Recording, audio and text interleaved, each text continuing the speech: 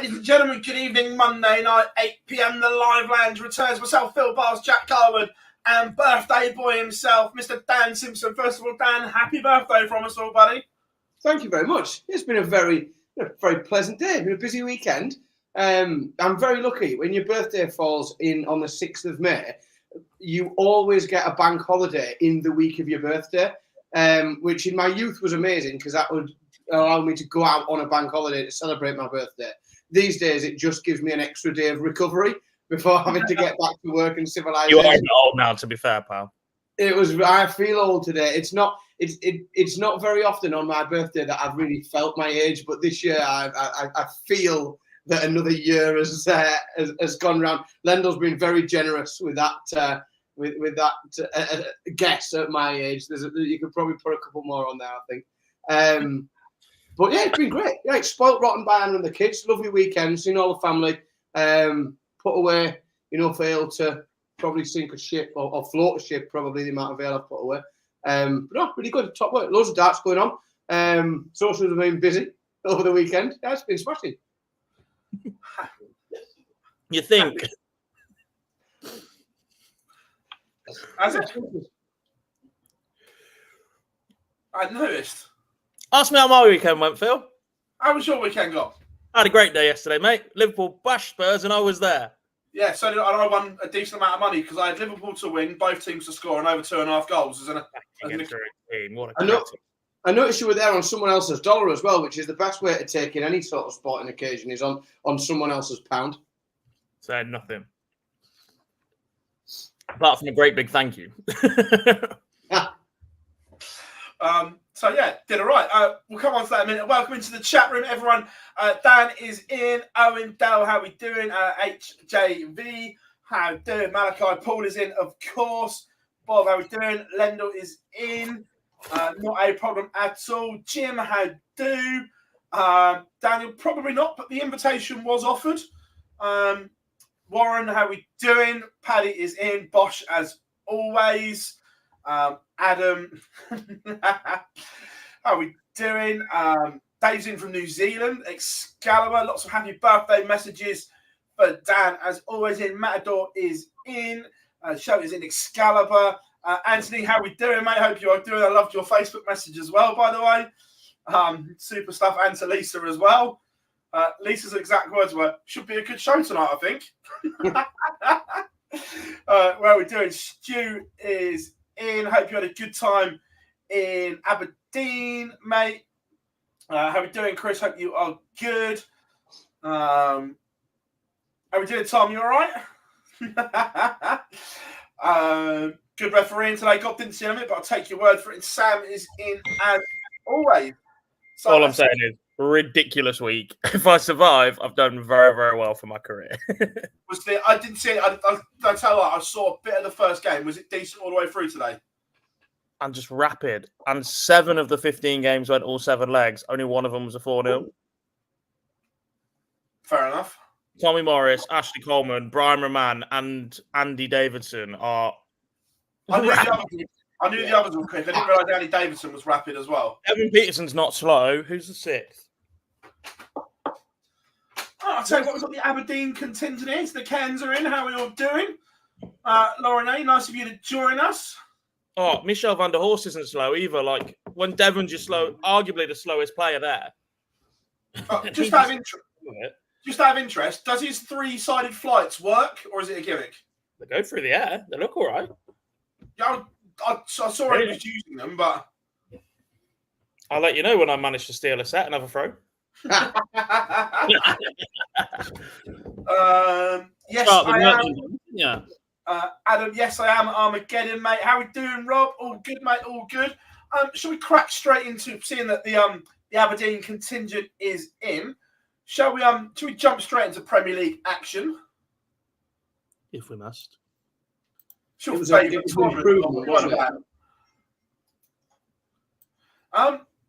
first of all, did you watch all of it, Gob, or were you dipping in and out?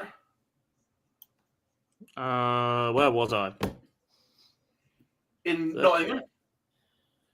No, I was in Oxford, actually. I was driving back. I was getting updates. It was so unlike Dan's birthday being today, I have the pleasure of my partner and my mother having the same birthday. Oh, Yeah. it's expensive. So we celebrated Wednesday and then drove to Oxford on Thursday. So on the way back from Oxford on Thursday, I was getting score updates from my brother in the back of the car. Yeah, expensive, but at least you won't forget. You'd like to think so. I did misage my mother, thinking that next year was her 50th and planning a party, and it turns out it was this year. So she's going to have a 51st birthday party. That's marvellous. I mean, it's sort of brilliant and terrible at the same time, isn't it? Excellent, isn't it? Brilliant. Chris, yes, I will be in Leeds, mate. So, first of all, before we dissect Aberdeen, let's talk about Gezzy Price. I called it on the Wednesday night in our group chat when he decided to post a picture of himself on Instagram, still at home at 11:30 on a Wednesday night. Alarm bells started ringing there, boys. That, hang on a minute, he's it's a fucking long way from Aberdeen. It's a long drive. And everywhere's a long way from Aberdeen, no matter where you are. Yeah, it's not a drive you would expect people to be making the morning of the competition or the morning of the event, is it? So I think you're right. Well, as soon as we knew he wasn't there the day or the evening before, the writing was on the wall, and it was just a matter of time before we got something official, wasn't it? Yeah, and look, obviously his back problem is still ongoing. Do we think, or are we expecting him to be in Leeds this week? No. I am no longer expect. I think after Thursday, after we did the Fallout bar, I was quite hopeful. I certainly didn't expect to see him today, tomorrow, but I thought that he might get back in time for Leeds. I would find it deeply frustrating if he wasn't, just because. Like, we're right on the back end of that tournament, and there's some cuspy games where he's going to play people where that result will really matter. You know, an opening game he's supposed to be playing in Leeds against Michael van Gerwen, who is desperate for points and may not qualify, but then could be handed a walkover victory. And rules are rules, but I'm not having it that it doesn't take the shine off. It doesn't, it detracts from the tournament in really, really important business end fixtures. Walkovers are just shit. Well, this is my point, that from a sporting integrity point of view, if he doesn't play in Leeds, those 2 points, because of the way Smith and Aspinall's fixtures work out, that pretty much hands Michael van Gerwen a place at the O2 those 2 points. Because Smith and Aspinall play each other in Leeds, one of them cannot progress. That would put MVG onto 26. Say Michael Smith beats Nathan Aspinall and then goes on. It would be Aspinall against Smith again in Sheffield, because they'd be 4th and 5th. So again, they're going to cancel each other out. So those, effectively, if MVG gets 2 points from a walkover and hands him a place at the O2, it's not a great look for the tournament. Dreadful look for the tournament. It's a dreadful look for the tournament. It's a dreadful place last week by virtue of a walkover anyway, but it was a little bit further ahead and looking a little bit more comfortable, wasn't he? Like, it didn't seem that there was as much peril. And I think when you've got a tournament and a format that has been, like, I've come out, I think, I've made no secret. I quite like it. I don't dislike it at all. But make no mistake, there has been heavy, heavy criticism of the lack of excitement and amount of repetition in this tournament. If you then get to the part of the tournament where it actually means something and things can be won and lost and there's bigger picture stuff going on, and you've got walkovers, it sucks all of that back out. That you waited for this excitement for 13 weeks, and now gone. Yeah. Crap. And there's a couple of questions to ask here. It's, would Price be able to play through whatever he's going through at the moment if he was in contention? Because that has to be a factor right now. Only he can answer that. Yeah, only he can answer that, but you have to be looking at that question. If he picks up his darts elsewhere but not in the Premier League, do we then decide that is the case. And at that point, as the PDC, you're looking at it going, well, you ain't coming back next year. Because you might be a big name, but you're not about to be in the top 4. In fact, you're not in the top 4 in the world right now. Well, your record in this tournament is 1 finals night from 7, I think it is now, after this latest failure. And then you've withdrawn for the last 3 weeks of this tournament when you're no longer in contention due to an injury, but playing elsewhere, if that is to be the case. I'm just double-checking something here. Lauren, Gezzy mathematically cannot make the playoffs. He even if he wins both nights, he can't. If he wins back-to-back, he'd only end up on 22 points.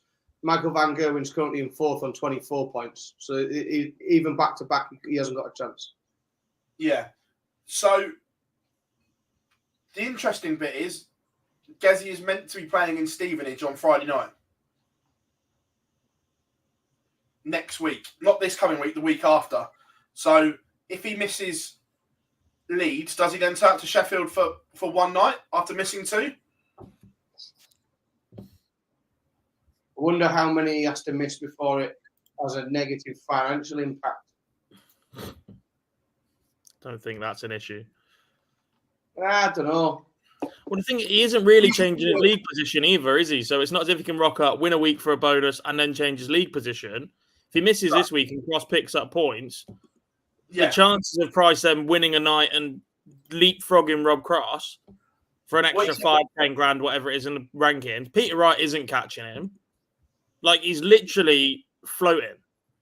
Well, if Price picks, if Gezzy picks up no points this week, either defeat to Michael Van Gerwen or can't play again because of his back, and Rob Cross, no, he can't even that. So the gap's 5 points and the leg difference is absolutely huge. So effectively, if he doesn't play or get any points this week, he cannot finish above 7th. Yeah, it's done. That's his position. So there's literally no incentive for him to rock up and play. He's had no nightly wins, and he'll pick up 65 grand for finishing 7th. Ruins the last couple of weeks, though, doesn't it? Injured or not, like, nothing to do with his injury. Just the fact that when you lose a player out of that format and you start to get walkovers when games really matter. And that walkover could be the difference between somebody going and not going to finals night, and then potentially winning the a walkover could get somebody into finals night that wouldn't have got there, or maybe wouldn't have got there, and they then win the Premier League. If you had a look at it, it was the same last year in a not exactly the same, but Joe Cullen was the beneficiary of 2 buys last year, one against Gezzy and one. It was the other one. Can't think off the top of my head. I can't think, but there was 2 last year, and Joe Cullen was a recipient of both and got into the playoffs. I know he had to beat Peter Wright in Newcastle to secure it, but say he'd have lost those, he still had points given to him during the Premier League, is what I'm saying. And it could be the same again here. And as you say, Dan, as a fan, you go to a lot of the Premier Leagues as a fan. Now, you're a game short, you're a player short. It kind of look, I know it's not the PDC's fault anyone gets injured, but it does shortchange the fans of a game. It does, and it demonstrates to me the fragility of the format. Like it's not a robust format, because when you do lose a player for whatever, like it could be, and let's be honest, there are a million things that can happen to a player that mean they're unavailable to play on a Thursday night. You know, any all sorts of personal things that can happen, and injuries and various different things. The format, whilst I find it quite watchable, I know I'm in the minority there, it's not very robust. It's not very resilient to anything going wrong, because having that tournament, that bracket, like when you've got a league, like, and I know it's not really being done, but you have got that when you're playing that Premier League week after week, and you're playing and there's a one overarching league, there isn't a tournament, you can pick another matchup elsewhere if you needed to. If it was really important, there's some robustness, or you can build in some robustness to your format. Whereas this, soon as you lose something, it's just shit. How would we go about it though? Because I'm not that keen on just dragging. I don't know. We'll use Dobie for example because he was there last week, or even Hendo because it was in Scotland. Would you then just chuck them in to play the player that's due a game in the quarterfinal and let them run amok at the tournament, or would you bring 2 players in, play an exhibition race over that same distance, say here's a $5,000 bonus to the winner of that game, and then let the player in the tournament still progress from where they were? For me, because of the tournament bracket, I say you bring in a player. That quarter-final game is effectively an exhibition game. The Premier League player goes through regardless. That's a bit weird, though, isn't it? It is, but they get snapped up 6-0 in a game that doesn't matter to them because they've already won it, but someone else is there to prove a point, and then they've got to play again. That just doesn't sit right with people. It'd be a bit weird. But there's not a perfect scenario because speaking to Luke last week, obviously he was meant to play last anyway. So the way that the draw went, he was meant to play last anyway. So everyone else has played. Then there's been the semi-final. He goes on so cold compared to everyone else. It's unreal. Well, there must be a time limit for how in advance they're aware of this. What then has to happen, as a bare minimum, is if somebody withdraws in this format, if they're in the bottom half of the draw, the fixtures need to be flipped. But the problem is those fixtures. I know what you're saying, but they recalibrated how they did the fixtures this year to make it even when you were. Yeah, they remembered that something called fair play exists. Exactly. This is what I mean. So this My year, bad. I forgot about that when they were deliberately avoiding a trio playing each other in the same half. It was done fairly, so everyone was in top half, bottom half. There's no easy way out of this because of the format.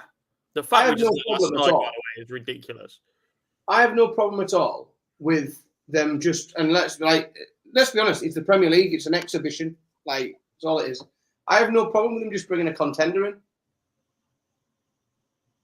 Could be anyone. Bring somebody in.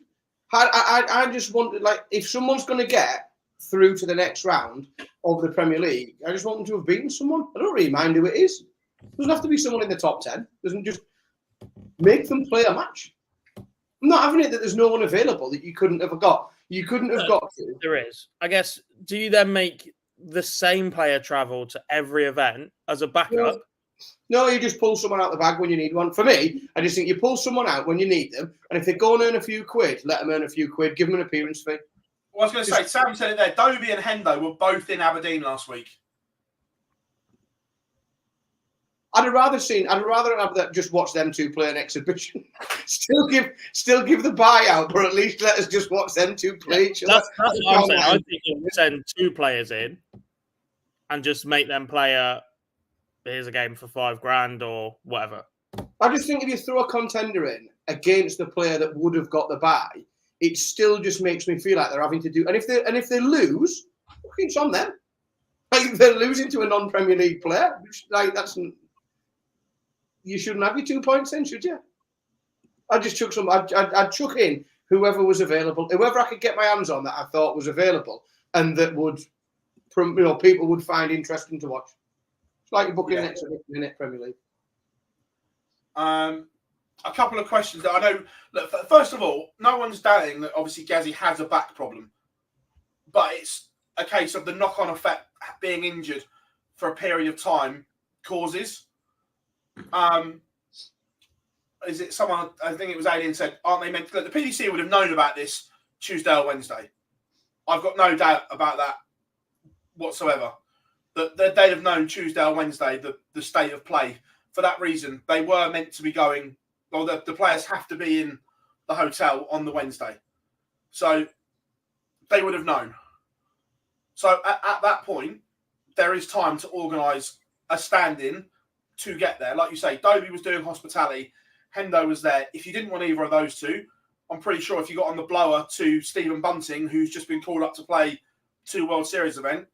Rightly so. Go on, boy. We'll come on to that anyway. We'll come on to that later on. Can you get here to play this week? It'd have been there in a heartbeat. But I don't even think it needs to be, and I mean this with the greatest of respect, it doesn't even need to be like someone who's right at that level. I mean, you could have got Suter up there. Yeah, that's what I mean.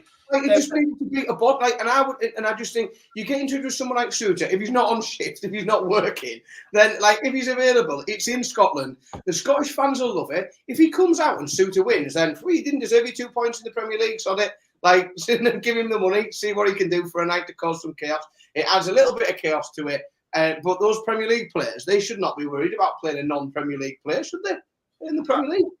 Darcy, look, we're not sure. We're not for certain he's going to be there. What we're saying is he had the injury in Liverpool. He pulled out the Euro Tour. He wasn't fit to play in the Premier League last week. He's not fit to play in the Pro Tours today or tomorrow.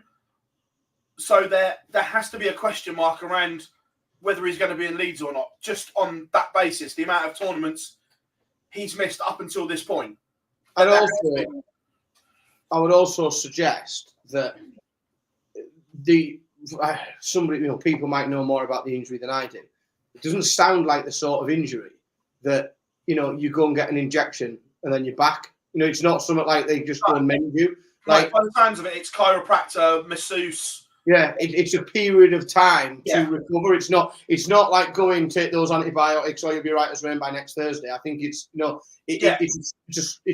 physical sport type injury that will need a period of time to recover. Yeah, it's a muscular injury that takes time to heal and treat. What do you guys believe the PDC will do if Gezzy isn't there? They won't. It'll be exact. They can't do anything different than what they did last week. The scenario will have to be exactly the same. Because it's set a precedent now. Yeah, that Michael Van Gogh receives a bye to the semi-final, 2 points.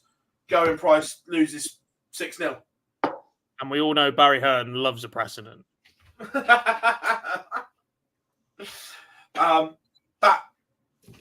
That will be the scenario if he's not there, 100%. Which, like Gob says, at this point in time, that unless he's in the top 4 in the world, then it's a different argument or a different question. Do we see Going Price in the 2025 Premier League? No. I mean, I was calling for him to not be included in this one. And don't get me wrong, level-wise, I think he's like 3rd in averages and 4th in finishing percentages. So there is an argument that it's just timing and whatever else, but I got it wrong earlier. This will be 1 qualification from 6 attempts in the Premier League, and obviously the COVID year he had to withdraw. No, it's just not. We talked about it a little bit on Thursday, and there are too many other players that have a better case for it at the minute. There are far too many other players that, if you were to have to stand him next to them, you couldn't make a reasonable case to leave Bunting out and have Gezzy there. Like, you couldn't make a case to leave Dimmy out and have Gezzy there. Like, and there's probably 5 or 6 more players. You could. Why? How would you put? I don't know. Yeah, nowhere near for me. Okay, so that's the case. He's not in the top 4. Casey is in the top 4. Do you either change the qualifying? I'm not saying specifically for Gezzy here, but do you change the qualifying criteria so the top 4 are no longer instantly picked and it is just purely invite only?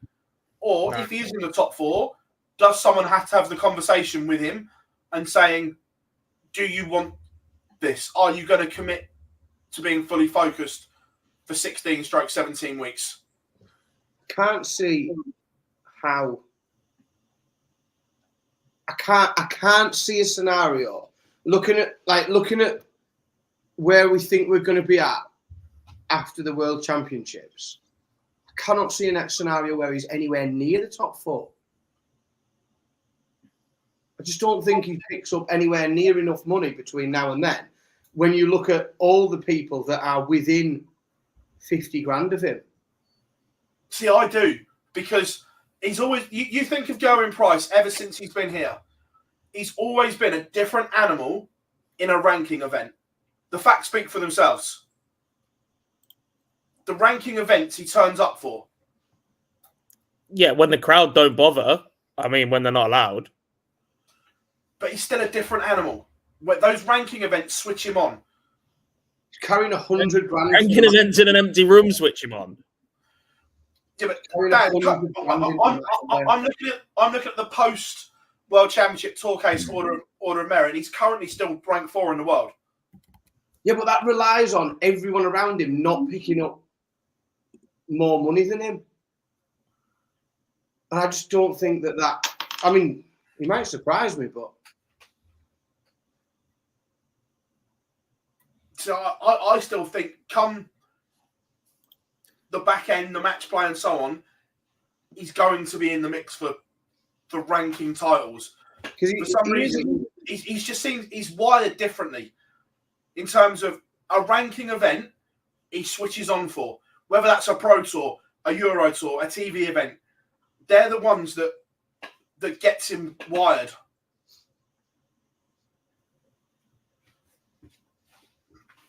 I genuinely think he'll be in the top 4. So I think it's a conversation.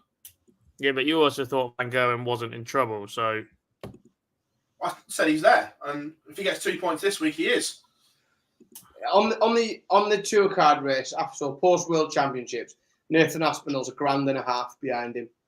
And if I was to put my 50 pence on who will pick up more money between now and after the World Championships, between Price and Aspinall, with $1.50 buffer, I think I would definitely be backing Aspinall to take that 4th spot.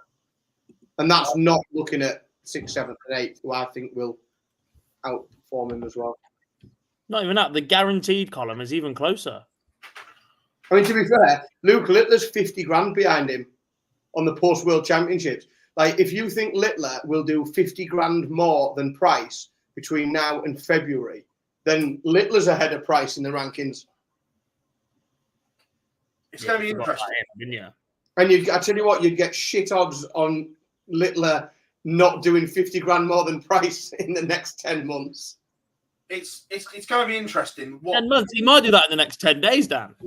This is exactly my point. Like, I just can't see. When you look at those players, like Bunting, Bunting's a bit further behind as well. Bunting's sort of, what's Bunting behind? 60 grand behind?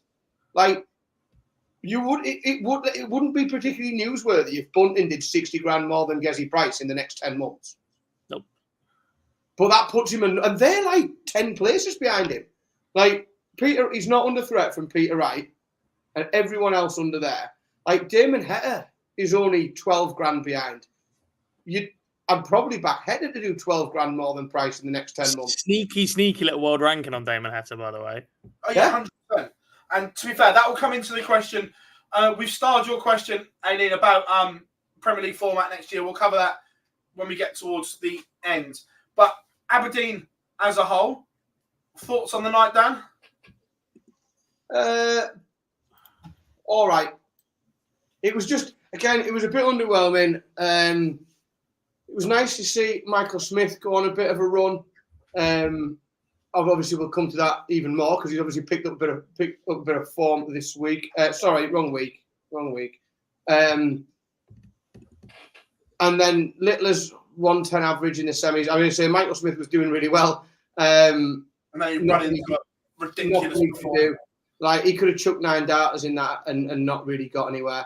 Whilst I like to see Littler win, I was a bit disappointed in Rob Cross couldn't get it done in the final, just because, like, I love chaos. Like, I love it when there's a bit of chaos. I love it when all the different things can happen. And that night win, if Rob Cross could have just got over the line in the final, would have just made it a little bit more interesting going into the next week. It just would have compacted that middle of the table a little bit. That was the main disappointment. MVG losing in that fashion was bizarre. The 3 of the legs he lost, didn't he miss the ball for, was it 167 twice and 161? Yeah. None of the stats make sense. Like, if you read it over and you try and make sense of it, it doesn't make sense at all. I don't know how you average 108 and get beat like that. I think it's because he did. Like, Michael Van Gerwen's tagline almost is doing the right things at the right time, and that was the only reason he lost that game. Was he did the majority of his best work on his own throw. The average of 108 that came from monster performances on his own throw. Couldn't quite find that extra bit against the darts, and it just meant Cross just edged him out. Well, it was interesting. This just chatting to him that part of his point broke off in leg 2, so he switched a dart. Oh, I didn't know. So he's actually comfortable now. Where like the top 4 or 5 mil of his point broke, where it don't know what happened. It like clattered into a wire. So he literally just swapped a dart. Wow. Which was cheeky. Which was interesting. But yeah, Rob Cross must be sick of the sight of Luke. But look, Luke was just incredible again. Held his nerve against Aspinall in that last leg, and you could just see Aspinall going, "What the fuck have I got to do to beat him?" You could just see it written all over his face. I think Aspinall's at that point now, isn't he, as well? Because earlier in the season, we spoke about that interview he gave where he's like, I'm a dart player. Luke's got stuff to learn from me. He's a celebrity sort of thing. He's had his number since then, hasn't he? Yeah, and you could see it all over his face. He's like, what the have I got to do? Mm-hmm. And then he goes on, batters Michael Smith in the semi-final with just an incredible performance. And then in that final, Rob Cross is averaging 101.5, but you always felt Luke was in control. There was not one point where I didn't feel Luke was in control of that final with someone chucking big numbers back at him. No, look, from the start of this campaign, there's been 2 worries around Littler. When we first saw him at the start of this Premier League, obviously all the talk before that, and they were, if he was missing, it was missing 3 in hand at double. That seems to have gone now.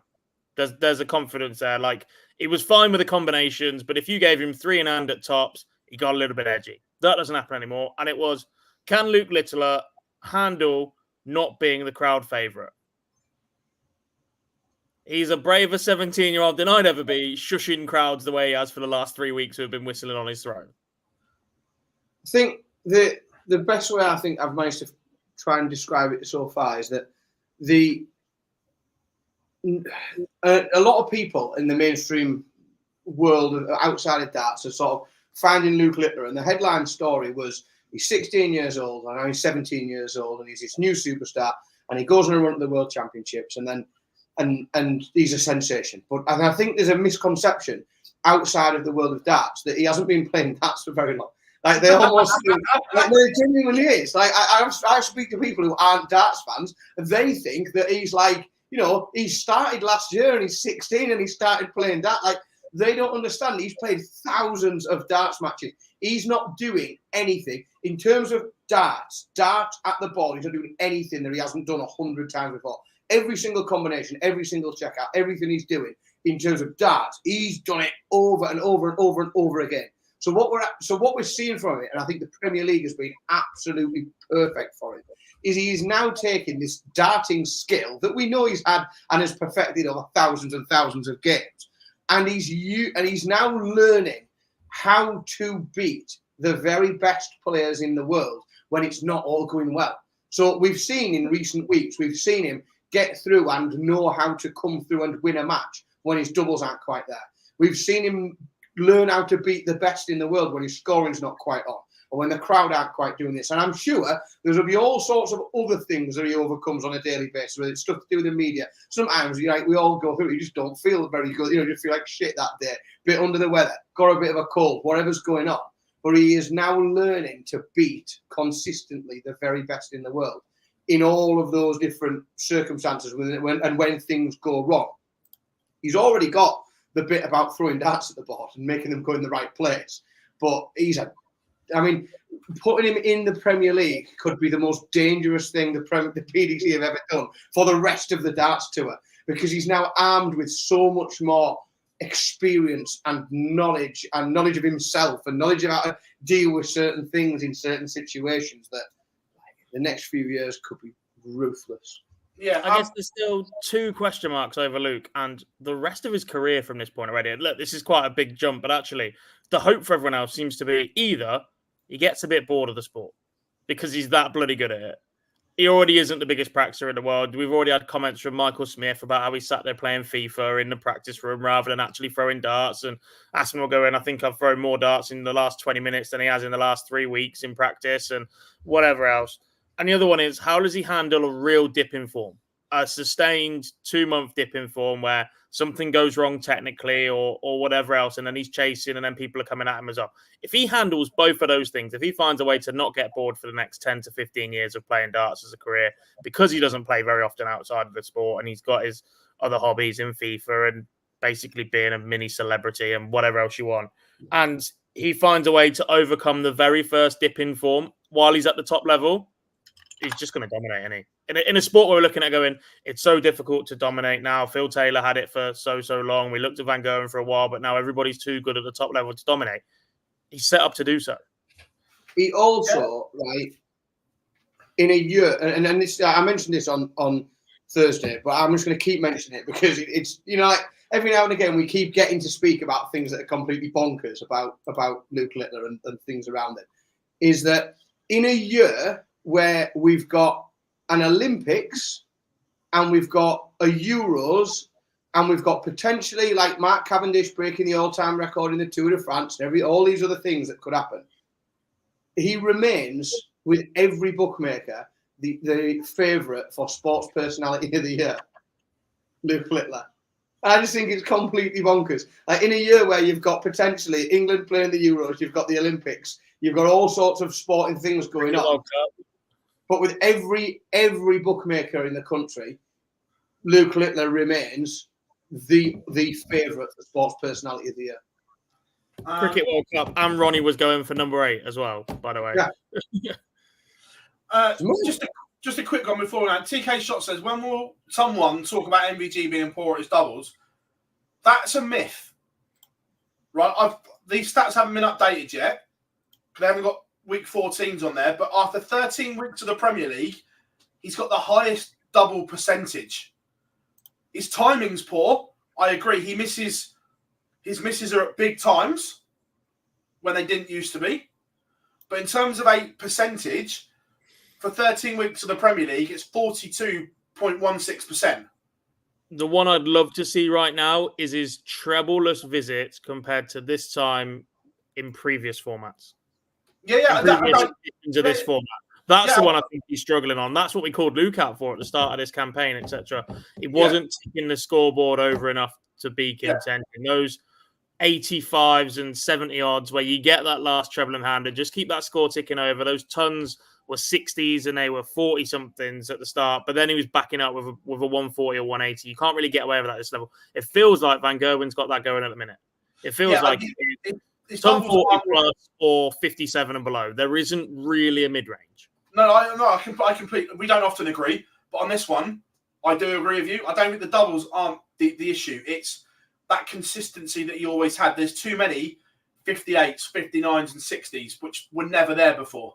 Well, the scoring, just having a quick look at the stats there and shuffling them around. We talked about where he ranks in terms of the Premier League this year and doubles.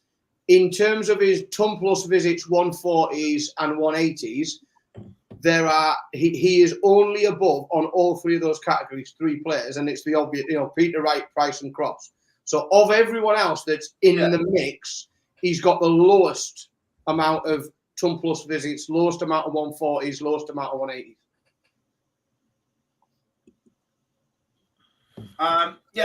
Darcy, I know that MVG and Vincent over the last couple of weeks and going forward are doing a lot of work to correct things. But Vincent has a very good eye for technical things, hence why he does a lot of punditry stuff now and why he's one of the best pundits around, because he does notice things like that. So I know they've been doing a lot of work in and around things. So look, will it come in time for the Premier League?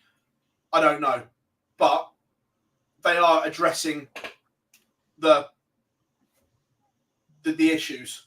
Oh, and Palace have just gone 2 up, Gob. You can smile. I was more concerned about the fact that Dan's glass was significantly emptier last time I saw him lift it, and now it's suddenly got more in. And I don't remember seeing him fill it. It's like off screen. He's just like that. One of the kids just topping up his wine glass. The staff do it. I want to get them to fetch something up from the cellar. It's a Riesling from the Moselle Valley. It's a very good one, actually. Right, so going into the final regular block of fixtures before we do 1 versus 8 and so on, we go to the First Direct Arena in Leeds. First up, Michael Van Gerwen against Gezzy Price. Luke Littler takes on Peter Wright. Luke Humphreys takes on Rob Cross. And then Nathan Aspinall takes on Michael Smith.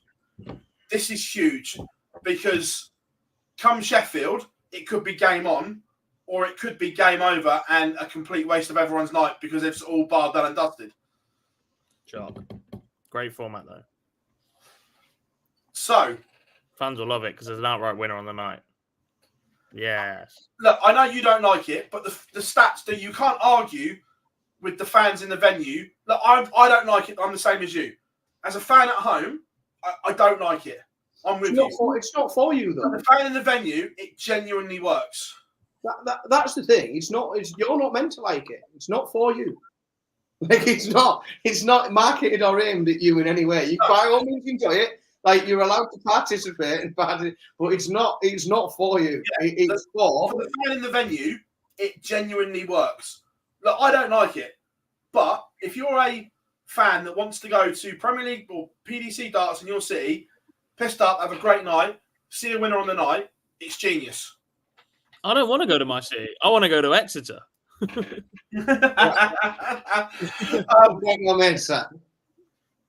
trip with the boys. Although I'll have to come from a different direction. 3 hours still from here. I'm like, oh, I'm in the south of the country now. This is 3 hours. Right.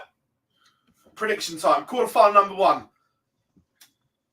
is Michael Van Gerwen against Gezzy Price. And I'm going to be nice. I'm going to throw in, you have got a walkover option as well as predicting a winner. Okay, No, predict as if he's there, but be aware that a walkover is like possible, a strong possibility. I did mine, and I've been clever again. Like I did last week on Monday, I wrote them down after on the fallout, so there'll be no thinking about it from me. I've already got my I'll be straight in with them. I posted mine in the group earlier, and then Phil will tell us his, and still not give me his for our league. I am going for 6-4 to Michael Van Gerwen. Oh, I think that's a little bit kind. I've gone 6-2 Michael Van Gerwen. I've split the difference, 6-3. Definitely a pattern emerging there. I just think that even if Gezzy's there, I just think he'll nick legs here and there. A lot of love for MVG in the chat room by the look of it. 6-1, 6-2, 6-0 from Lauren, 6-3 MVG, 6-0 walkover. Interesting. Right. Luke Littler against Peter Wright. Is anyone going for a Peter Wright win? No. Yeah, the football card. Did I not do that in the Premier League? My bad. No, I've got Littler 6-2. I felt that. I'll tell you, I went 6-2 only because we were mob-handed on the fallout, and everyone went heavier, and it felt like I was pummeling in. So I couldn't add another 6-0, 6-1 into the list, so I tried to So it's a 6-2, but could be heavier. I've got 6-2 anyway. I'm just going out. I still think there's an air of, or a lack of, just clinicalism to just tee someone off 6-0 from Luke. I'm going 6-3 to Luke. Humphreys against Cross. Repeat revenge. Shit.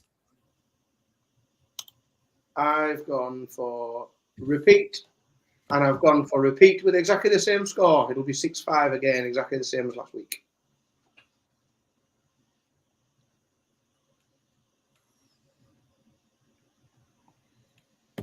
I mean, I've already put mine in the group, so I don't know why I'm debating, but I've just realised where this week is. Correct. So I've backed Rob Cross, but this is the only week of the entire campaign that Luke Humphries isn't going to be booed for some unknown, bizarre, stupidly reason. Yeah, but what? Just because he's a Leeds fan? Yes. From Leeds, is he? I also know. There's also music. And I also know it's just not the Kaiser Chiefs. God, you're going to hate what they're doing, by the way, as well. What do you mean? If they put fucking flags out, I'm going to lose my shit. Not flags, but it is football orientated. Can't do flags, mate. There's only one club does flags. So at the top of the walk-on, Marching on together. correct. Piss off. Yeah, marching on together into Kaiser Chiefs. That crowd is going to be built up into a frenzy. I still think it's Rob Cross. I mean, I still have Rob Cross 6-4, just because there's still that outside chance. And while there's that outside chance, Also, he's a week late starting. I said if he gets points up and running by Liverpool, he's still got a great chance. He's a week late and gone back-to-back finals. Like, there is still this outside chance it happens. I am going Luke Humphries partly because of where it is and what gets whipped up into a frenzy for. So I'm going 6-3 Humphries as they're all singing Marching On Together.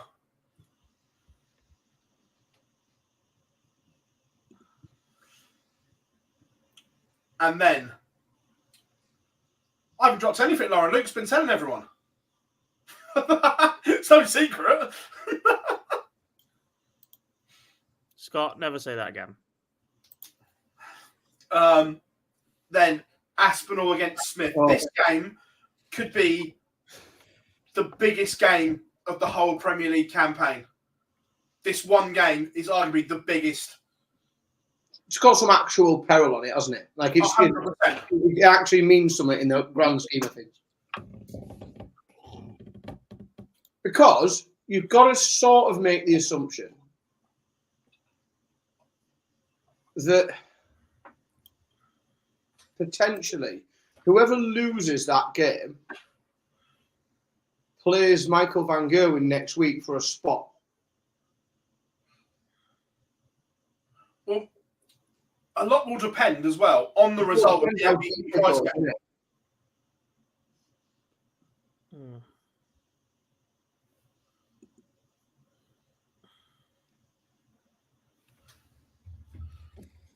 I've got Smith winning 6-3.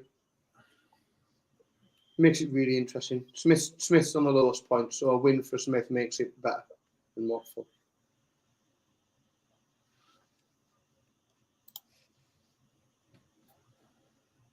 I mean, I've predicted Cross to try and make things interesting, but actually I just worked out the rest of it and how I think the night's going to play out, and it's all done.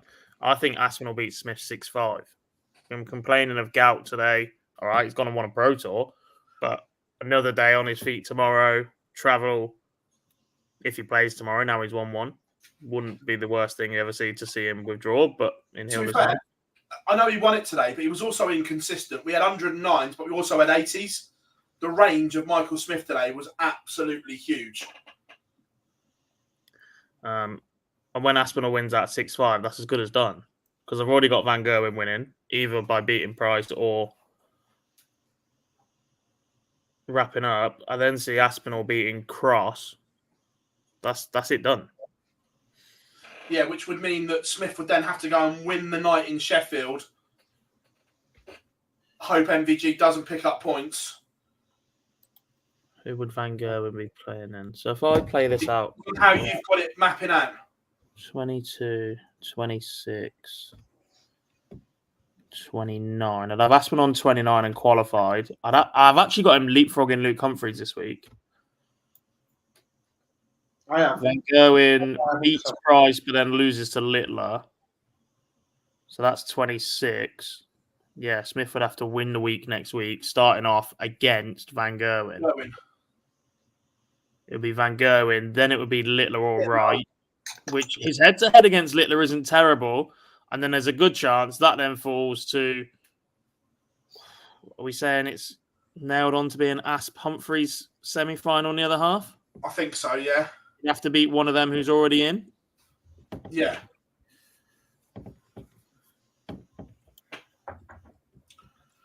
Yeah.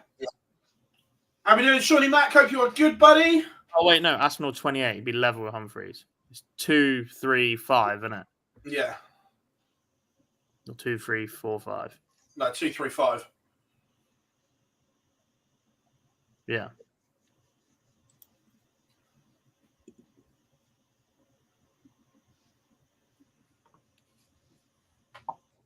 Yeah. Littler wins.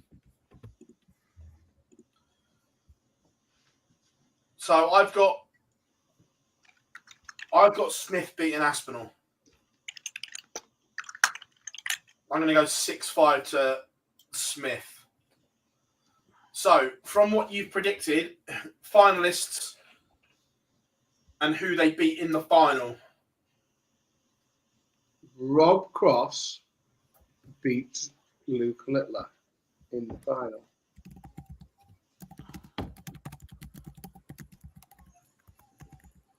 So you're going for the third final in a row of Littler and Cross. Yeah, and I think this time, third time lucky, Rob Cross, when it really matters, puts himself in the mix. It can still happen. He can still do it. Could you imagine? All I want, I just want that last night to be really tense. That's what I want. A lot of my predictions is very much wishful thinking. It's me just trying to manifest chaos. That's all I'm doing. I'm trying to manifest chaos into the last week in the hope that we get a really 2 or 3 games that mean something. 2 games that mean something. 2 of them won't mean anything. Two of those games will be completely meaningless in Sheffield. But it would be good if both the other 2 meant something. 95% of what Peter Wright's thrown this year have been meaningless.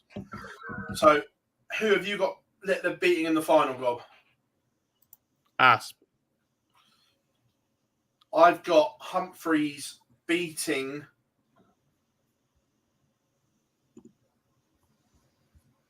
Littler in the final.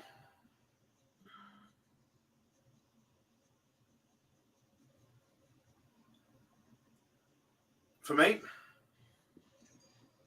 I think the nice little rest from Luke, he'll go to Leeds and perform. What's the most fun we could have next week? What results do we need this week for the most fun to happen next week? Price beats Van Gerwen. Yeah. Wright and Littler doesn't matter. Smith beats Aspinall. Smith beats Aspinall, but then loses to Rob Cross. Cross, yeah. And then wins the final or loses the final. Either way, we get some fun next week. Yeah, that's all you want. Let's be honest. That's what. But maximum fun and carnage at Sheffield. Yeah. So Van Gerwen loses to Price. Aspinall loses to Smith. Then loses to Cross in the final. Cross wins the final, puts him to 22 points. Then he'll be 2 points off of Van Gerwen and Smith, who will be level. 24. Van Gerwen will be 24. Point behind Aspinall. 25. Yeah. Yes! That's what's going to happen. Told you. That produces ultimate carnage in Sheffield. It is. We are manifesting chaos. That is what we're trying to do. In fact. No. You can't do that, Dan, because that's scripting sport, and that makes it like WWE, which means Jack will get the ump because we're scripting the outcome. Shut up, you slag. Yeah, that is. So Jamie just made a comment there. Let's be honest, there is a little bit of, there must be a little bit in everyone that enjoys just the shithousery that would find it like a total shit trick for Gezzy Price just to turn up and win the night. Just to turn up on Thursday and beat everyone. Average 107. To be fair, that kind of set corns us good into today's Pro Tour in Germany, where Michael Smith was back in the winner's circle, but it was a strange day on the Pro Tour. Early on, I'm not going to sugarcoat it, the standard was shy. Don't get me wrong, it got better and better as the day went on, but early on, there was some dross. And Maximum Chaos first round accumulator, by the way, is 44-1. Just match results. Price, Wright, Cross, Smith. You get me there. I'll have a go on that. I'll be on BetMGM. W odds as well. Yeah, W odds with BetMGM, so you can get 88. Well, I'll be honest, that was with a different one, but yeah, go and check them. Also, somehow, one that I may have bet with in the past, that I don't bet on this because I'm not allowed to, still has Saturday Night Super Series odds up. They might definitely refuse to pay out on that, but if you already know the outcome.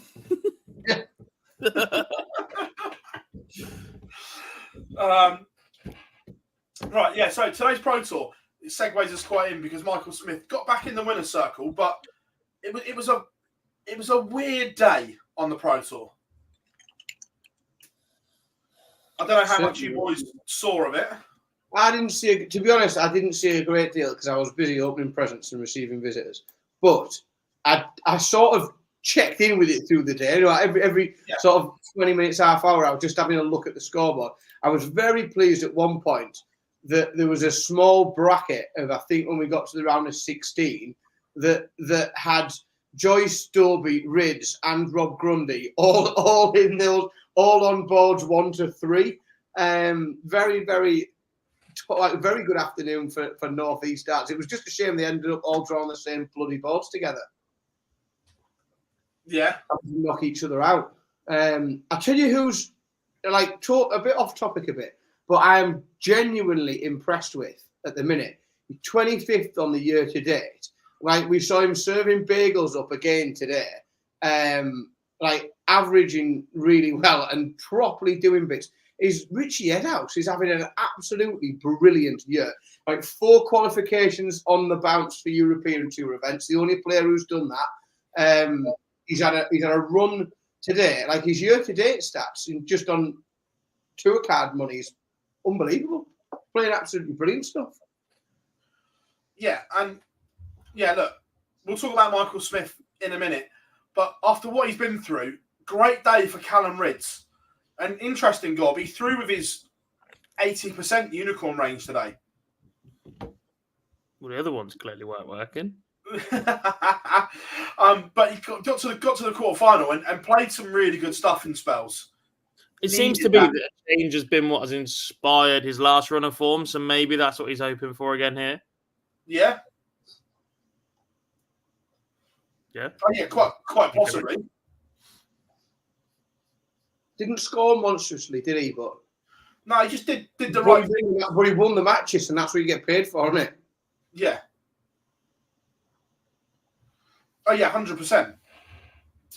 Which was good to see. A good run. Like he's come through games as well. Like I know I didn't watch these games live, but like he's gone to a Noble with Thibaut Tricol in the round of 32.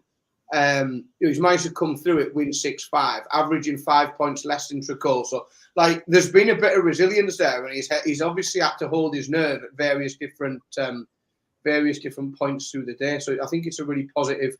And it looks like Edhouse just edged him out in that quarter final, but Edhouse has been having a monster for a couple of months.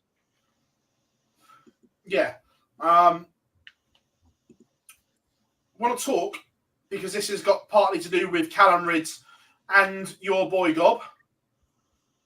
The race for the world match play. After today's Pro Tour, James Wade's in some bother. I'll be honest, mate. He's been in some bother for about 8 weeks.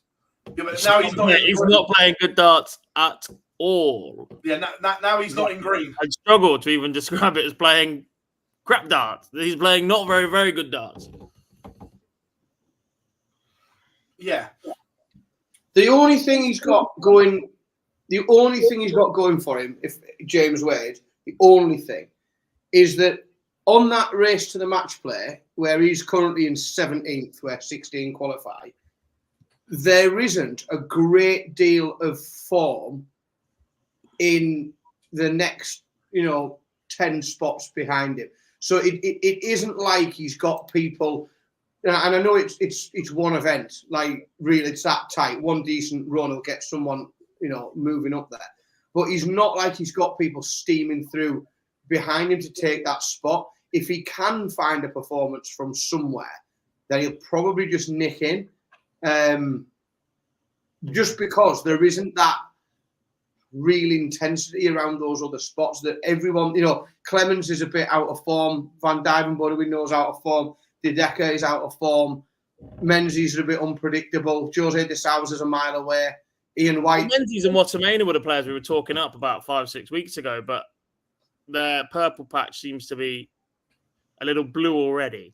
They're also 10 grand away. Like, they're not with it. You know, at the minute, Wade's 2 grand away.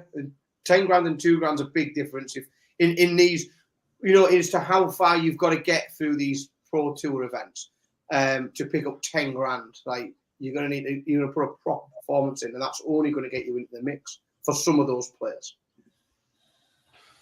Yeah. He's the most likely outside of the top 16 to get it. I mean, just out of interest, like, if we're looking at that dead briefly, who have you got as safe at the minute, Gob, on the match play? I think. Do you want to know what I said on the stream today before you two come in? DG. Barney and Up are safe. Barney and Up. See, I would say Edhouse Up, only because I know he's got another Euro Tour to go on there that he's qualified for. And I just think his form, like, I think he's pretty much there. Like, I can't see 4 coming from outside. And like, well, it'd need 5 people coming from. I can't see 5 people outside that top 16 edging out Edhouse the way he's playing and what he's qualified for. So I would say to Richie, Edhouse is safe at the minute. You don't need 1 from outside. You just need Woodhouse, Dolan, Gilding, and Ridge to all earn 4 grand or more. Yeah, more than him though. Yeah. I'd probably go Barney as well. Christoph Barney is the level we're looking at. Yeah, I think they're safe. I'm going to go 1 more. I'll go 1 more than you. Yeah. Dirk is in a world of trouble. Does the Ober Genius make the match play? Nope.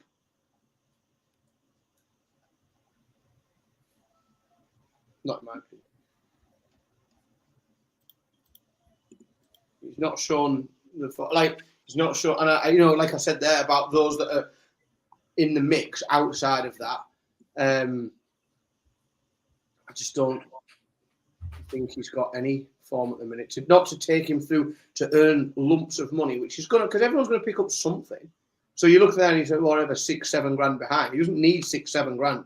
He needs 6-7 grand more than everybody else, and everyone's picking up bits and bobs. So he's going to go need to do a couple of runs, and at the minute, it doesn't look like he's got it in him. Yeah. I was hoping Cammy was going to be on stream today so I could work out whose darts he was using.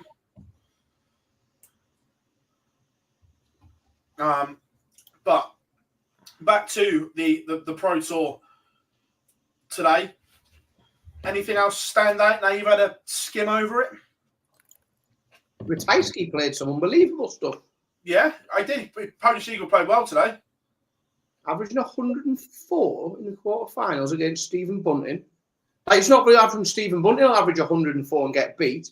Dobie, I mean, again, I always keep a lookout on Dobie, but some like huge averages. I mean, he got beat by Ryan Joyce in the quarters, averaging 102. Averaged 105 beating Rob Grundy. He must have just thought, well, okay, what am I supposed to do with that? A ton in the top 32. He's averaged 100 sort of all day, hasn't he? Or over. Yeah. Good performances. The streak is over. Adam Warner has won. Yes. Yeah. Good on him. What a boy. What a man. The bastard in the black who actually wears beige trousers. What a boy.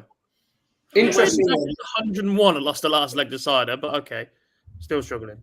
Those players that we were just talking about sat just outside the match play when you skim up, and I hadn't really done it until now, but you sort of do a quick cast your eye up and down and you see like all the ones we mentioned there, Van Duivenbode and De Souza and De Swan, like all out in the first round today.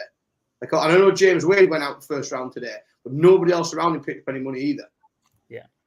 Spare a thought, by the way, for whoever had to mark Chris Landman against Danny Lauby. Fuck my life. We had it as feature game. Incredible.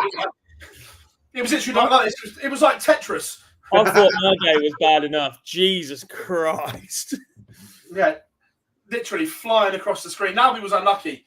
He missed a couple of match darts. Hit a couple of 180s in the deciding leg. Then Landman popped in a 180, 140 as well. It was a really good game, to be fair. I had a 4-0 in 5 minutes 50 earlier. The only 4-0 of the day. Interesting. That was rapid fire then, yeah? Yeah.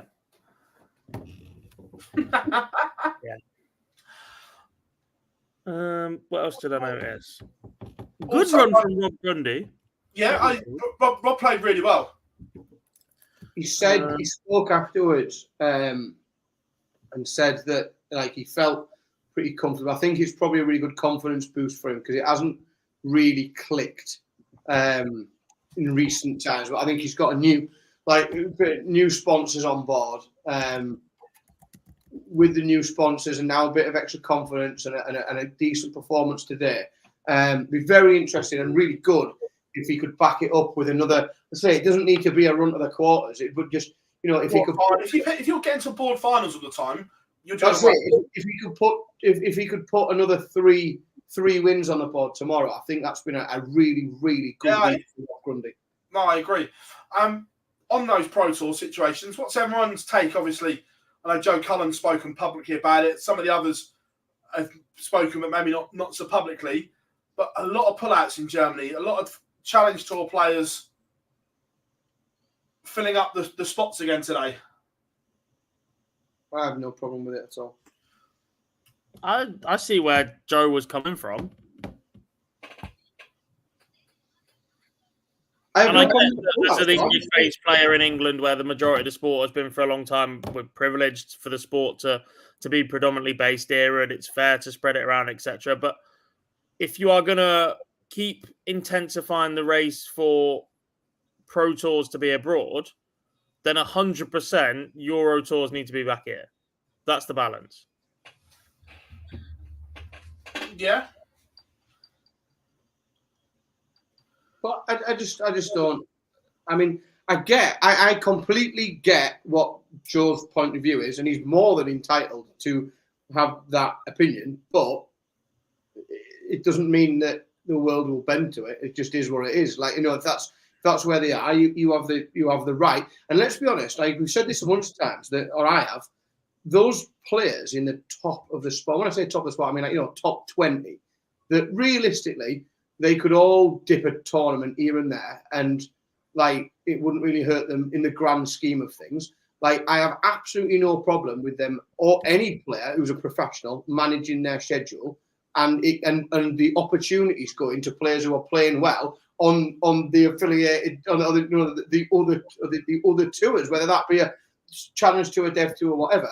We talked about it last week, Phil, didn't we? In that, if you look at other sports that have a tour card format and a pro tour, like tennis is the example I used last week.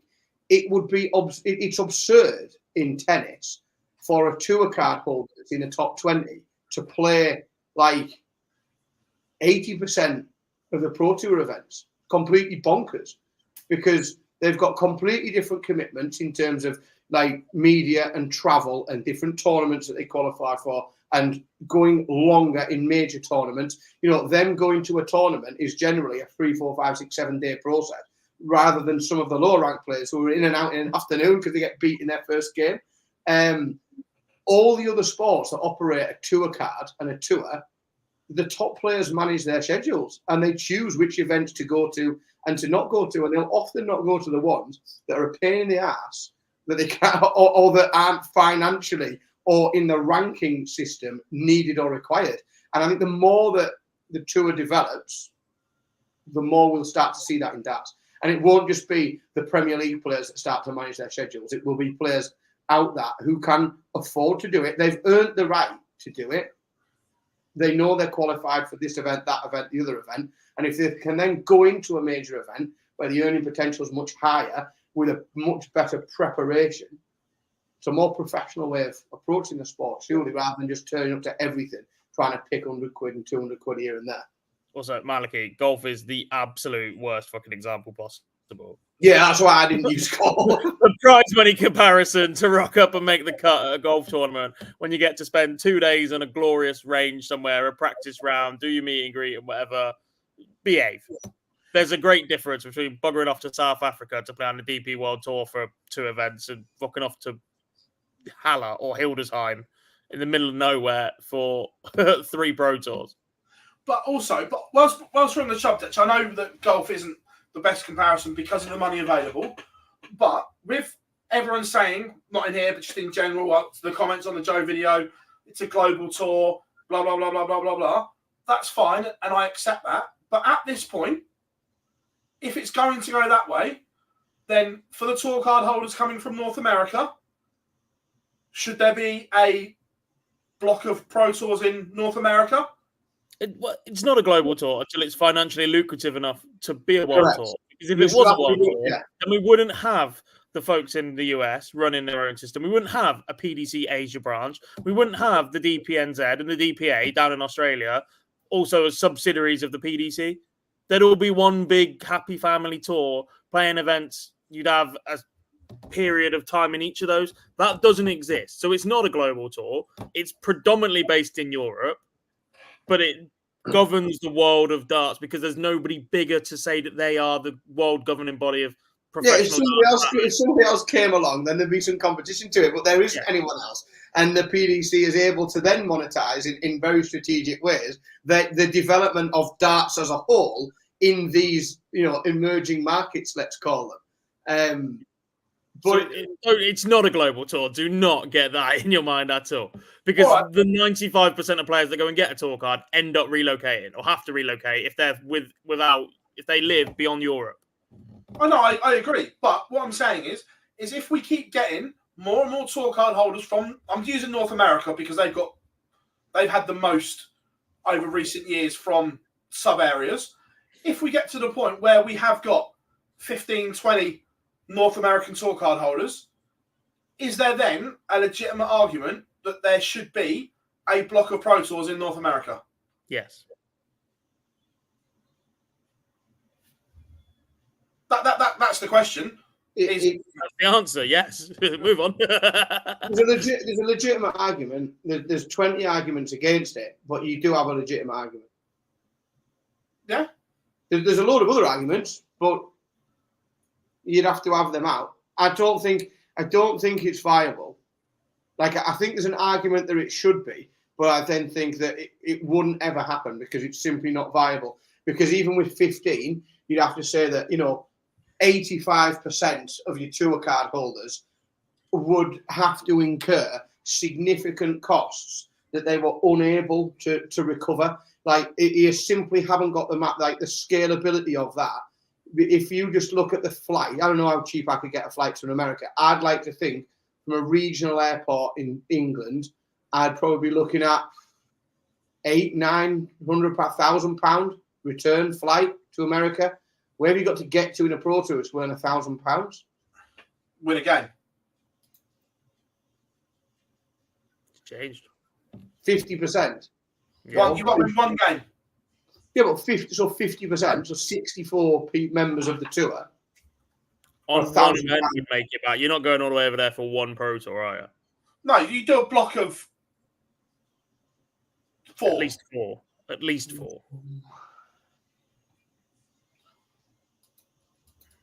I think you'd have to do it like a Euro Tour event. I also think it's considerably more likely that Matchroom finally built their own state-of-the-art venue with an exhibition hall, pro tour venue that can host snooker, 9-ball, etc., and have a hotel built on it somewhere that starts with Saudi and ends in Arabia. Yeah. Pick a city in America. Chicago. No, because their crime rate's terrible. We'll go to Boston. Crime rate's terrible. Honestly, I'm not making Chicago's crime rate dreadful. have Michael Smith getting mugged. We have Pro Tour events in Barnsley. Yeah, but you can wear your mallet trainers out in Barnsley. They'd be robbing you for the gold off the back of them in Chicago. We're not picking them by low crime rate, believe me. Right, so They have guns in Chicago. Right, so I've done Boston, Heathrow to Boston. Because obviously people know the calendar well in advance. So I've gone for October here. Just pick 2 random dates in October because you'd know enough in advance to book this, wouldn't you? Is the thing. This isn't like sprung on you. The calendar's out, so you can get a return to Boston for 460 quid. I'm just saying that's cheaper than flying to some European destinations at the moment. I might fuck off.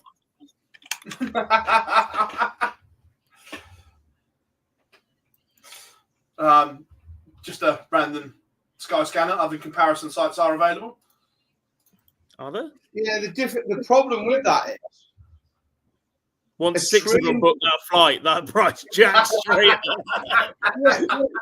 And that's a popular time to go to Boston. I wonder how much more we can capitalise on this. Like Heathrow's great, and that'll be your cheapest ticket to America.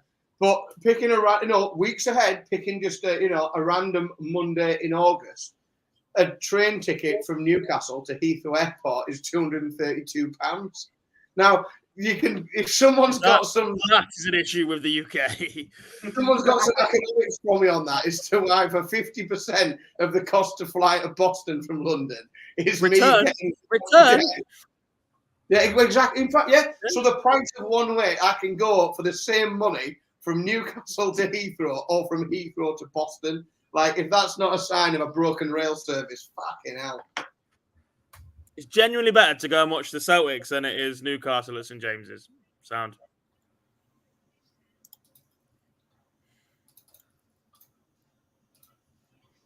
Well, just doing a comparison here. So a flight from London to Berlin at the moment, return, is coming out nearly 300 quid. Are they playing Hildesheim? I'm joking.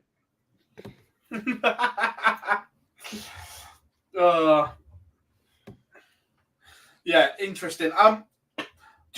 We went off topic a little bit, but going back to the point where we spoke about the Premier League and Luke, obviously he's missed this block of Pro Tours. Right now, is he the best player in the world? He won't. Do you know how badly he wanted to admit that on Thursday night? You can see it all over his face. Sheepish little grin. He's like, "You can't ask me that." Yeah. I mean, he is, isn't he? At the moment, might not be next week. He is at the minute. And if you make an argument other than that, then you're wrong because he is. Oh God, you'll be happy. It's 3-0. Oh dear. Oh dear. Oh dear. Is it? Yeah, 3-0 Palace after 58 minutes. Have you noticed, by the way, slightly off tangent, have you noticed how Bruno Fernandes is missing his first ever game for injury in his career on the one game that the referee is wearing a body cam for a documentary series? Oh, do you know what's beautiful, right? Little rat bastard. So, yeah, to be fair, he desperately wanted to say, I think we've got a clip. I think Luke says it in this clip. Let's play the clip and then we'll pick it back up. It's just what I've dreamed of growing up, watching the darts myself every Thursday. I'm here, finally say I've qualified, and I've been just settled going into Leeds and Sheffield. I know myself I'm playing well. I know I'm on whatever winning streak it is from Liverpool, Euro Touring now. But I don't say if I am or not. I just let my darts do the talking. You can see he's smirking away. I love him. I don't say I let my darts do the talking, and my darts say that I am. Talking very, very loudly right now with my brand new personalised K-Flex. I ordered some of them today. They're going very well for me. Not Littler's ones. I went for just plain black, the understated person that I am. I've got some red ones in both NO2 and NO6. Then my friend gave me a couple of mission sets last week and a K-Flex set. And I'm going to steal a set of Devons before the end of the week, whether he likes it or not. I want to know whether he played with them today or not. But a certain Dutchman has been given some personalised fusions.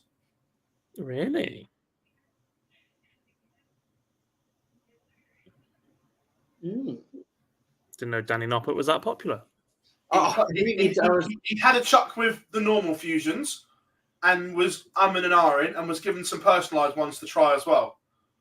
Smaller flight, I guess, because the fusions are quite big winged, and I think they'll drag through the air too much for his style.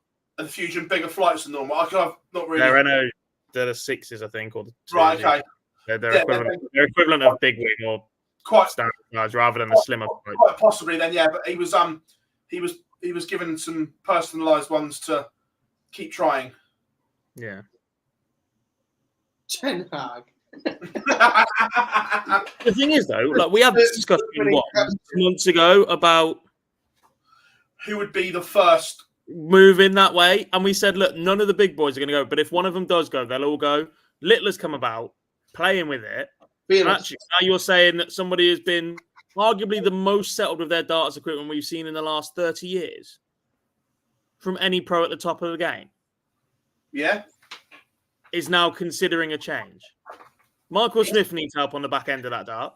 Wouldn't put it past him going that way, but he does get a lot of bounce out / fallouts from the way he throws anyway. Not sure an all-in-one setup would work that way.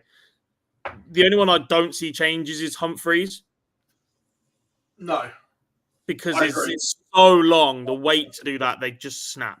They just be so... You couldn't do an all-in-one with Humphreys' setup. You couldn't do it. I could see Aspinall changing.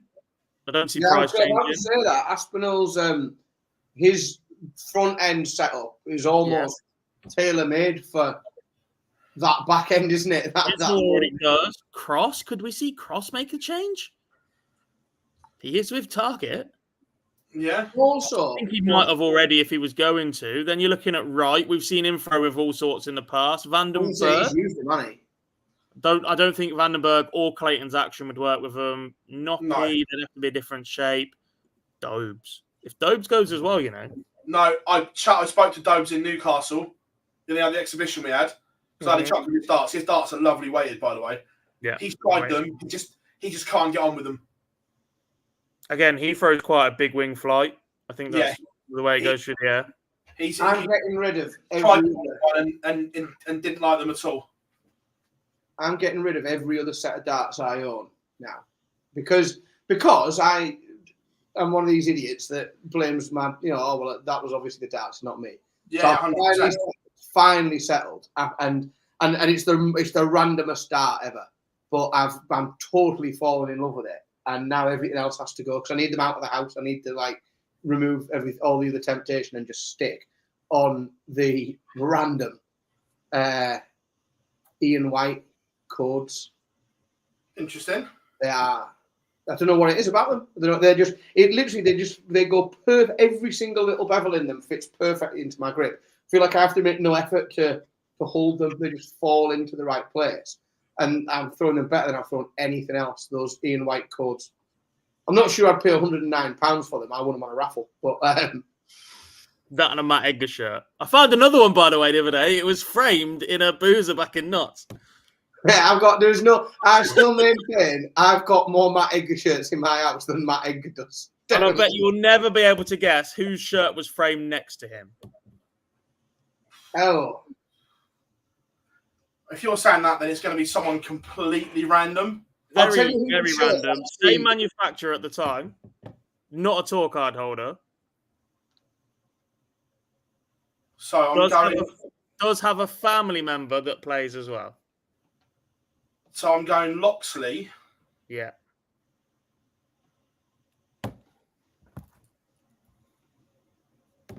remember who's with Loxley off the top of my head. Searle was, not anymore. Shirt has purple on it.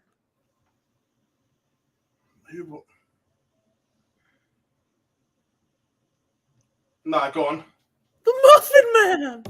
I didn't realise he was with Loxley, to be fair. So I've got a good story about him. So he's a very famous dart player currently in lots and lots of schools in the north of England. Because when I did a little bit of a campaign a while ago to try and get some gear into these darts clubs in schools, some random things arrived, like just with my name on, like that people had sent to me, and there was some like I mean sacks of flights, like big old sacks full of flights, and there was a big sack full of Aaron Beanie flights, and a great big sack full of Muffin Man flights, and of course, as soon as I got these into a school, the kids saw the Muffin Man flights and thought, like, these are the greatest, funniest things ever. And the kids with no context at all as to who's Steve Hine, had no idea. They just see all these flights with Muffin Man. And now there are genuinely, at this moment in time, kids all over the north of England in after-school darts clubs, and all of them are playing with Steve Hine flights all the time. The Muffin Man. He's a hero to them, and they don't even know who he is. He's a hero to all. Anybody who comes out chucking baked goodies at you should be revered. That was funny. I still remember when he did it. So here for it. And obviously, I didn't want to interrupt you, but it is now 4-0. Yeah, boy! Imagine thinking he's the answer to Bayern Munich's worries. Didn't Bayern offer or try and get Tuchel to change his mind? They've gone after Ten Hag this week. Brilliant. Wow. That's bad. But yeah, 4-0. But yeah, they're not even 70 minutes in yet. It's time for two more here. Drama at the Crucible, by the way. Tell you what, it's monstrous, this result. I don't know, we're not a football podcast, but this is a monstrous result for Newcastle, this you know. Because our goal difference on United is miles and miles ahead. But they had a game in hand over us, and this was it. It's a huge, huge result for Newcastle. Oh, yeah, 100%. Stones just went out for a piss. What's that?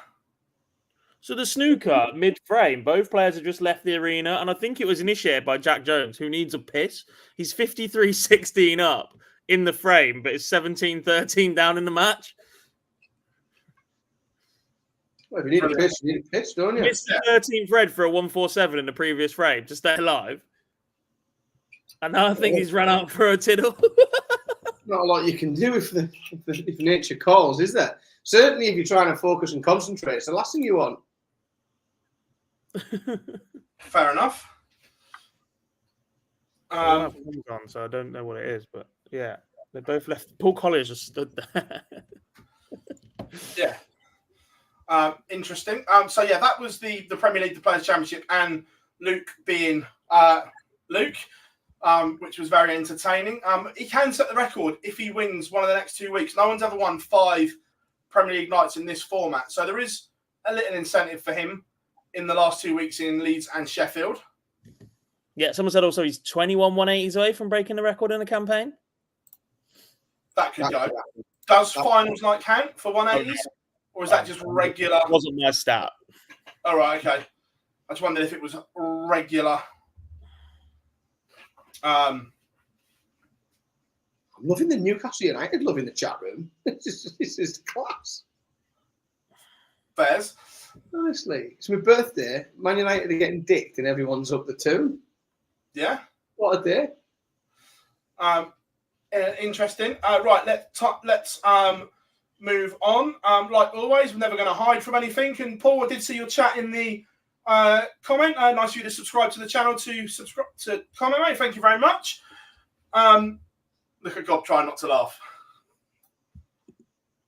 I mean, I'm currently opening the tabs for the development tour from the weekend, but yeah, all right, we'll jump there instead. Yeah, we'll do that afterwards. WDF event in Denmark, and it all kind of kicked off, and it was an interesting bit on social media. First of all, I will address you, Paul. I'm not scared to, even though you wanted to smash me in on Facebook that I saw. It's nice of you to promote violence, but we'll go on. So I stand by my post. I'm not going to double down. I was told the same information by 2 very credible people. One extremely close to Noah, and those words that I were given came from Noah herself.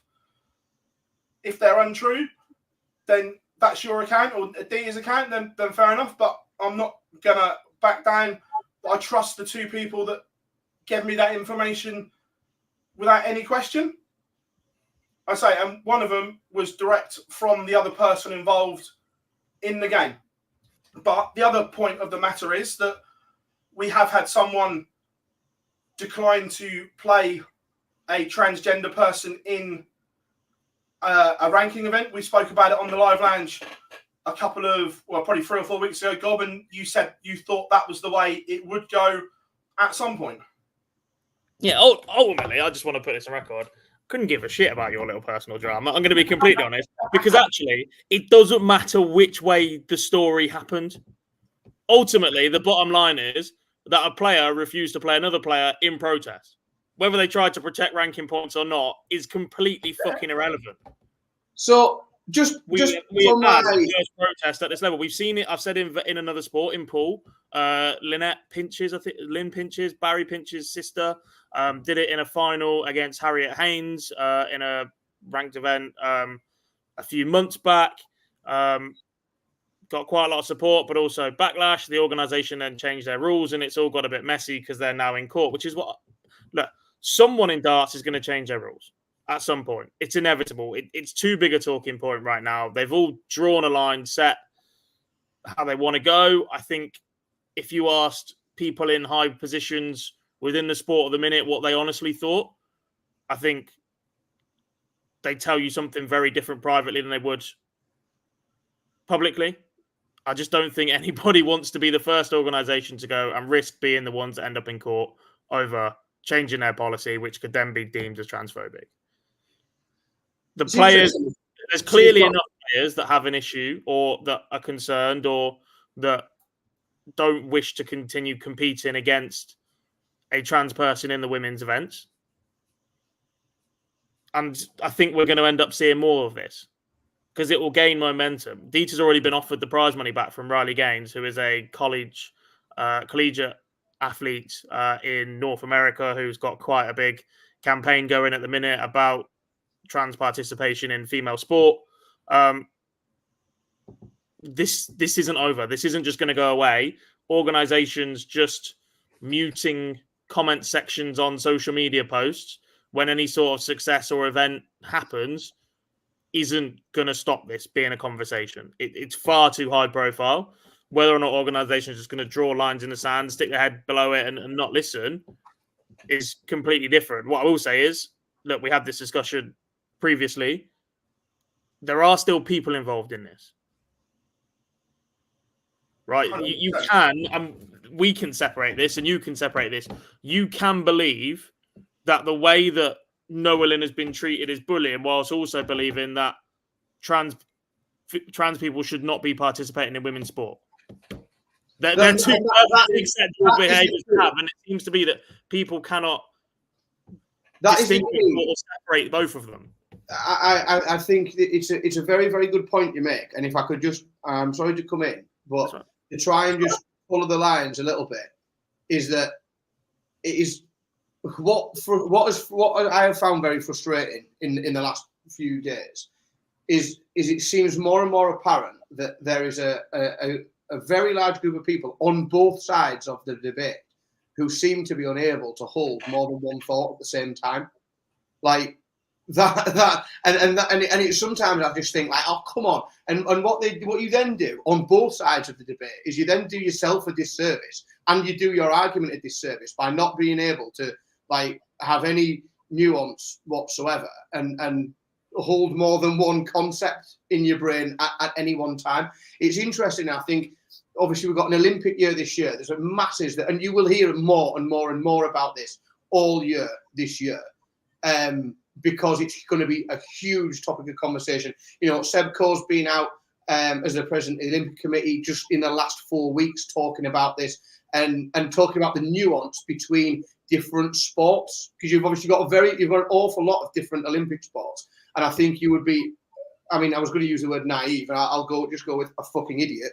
Like, if you didn't think that there was a difference between gender comparison in a sport like archery and comparing it in fucking taekwondo, like there clearly has to be some nuance involved, and you have to be able to like apply some common sense and thought, like regardless of your views. And like I've got some like I don't think I fall down on any extreme. I think you'd be foolish too. Like there's so much to this debate. What I would say is like there are lots of cases, and you can sit, and if you want to educate yourself, you can read the science, and you can look at things like if you want to look into combat sports, you can look at bone density. Bone density is a really interesting one in terms of like trans competitors in combat sports, because bone density is really interesting. If you just want to throw one-liners out and say, well, that person isn't this, they're that. Oh, great, thank you for adding to the debate. Like, well, like, what have you furthered? But the other thing you have to bear in mind as well, on both sides of this argument, is it is not going fucking anywhere. Like, it isn't going away. And the more that you say, fuck that, like, it's not going anywhere. It's not going to stop. If anything, right, at the minute, there is a handful of different conversations in darts. They will increase. There will be more conversation to have.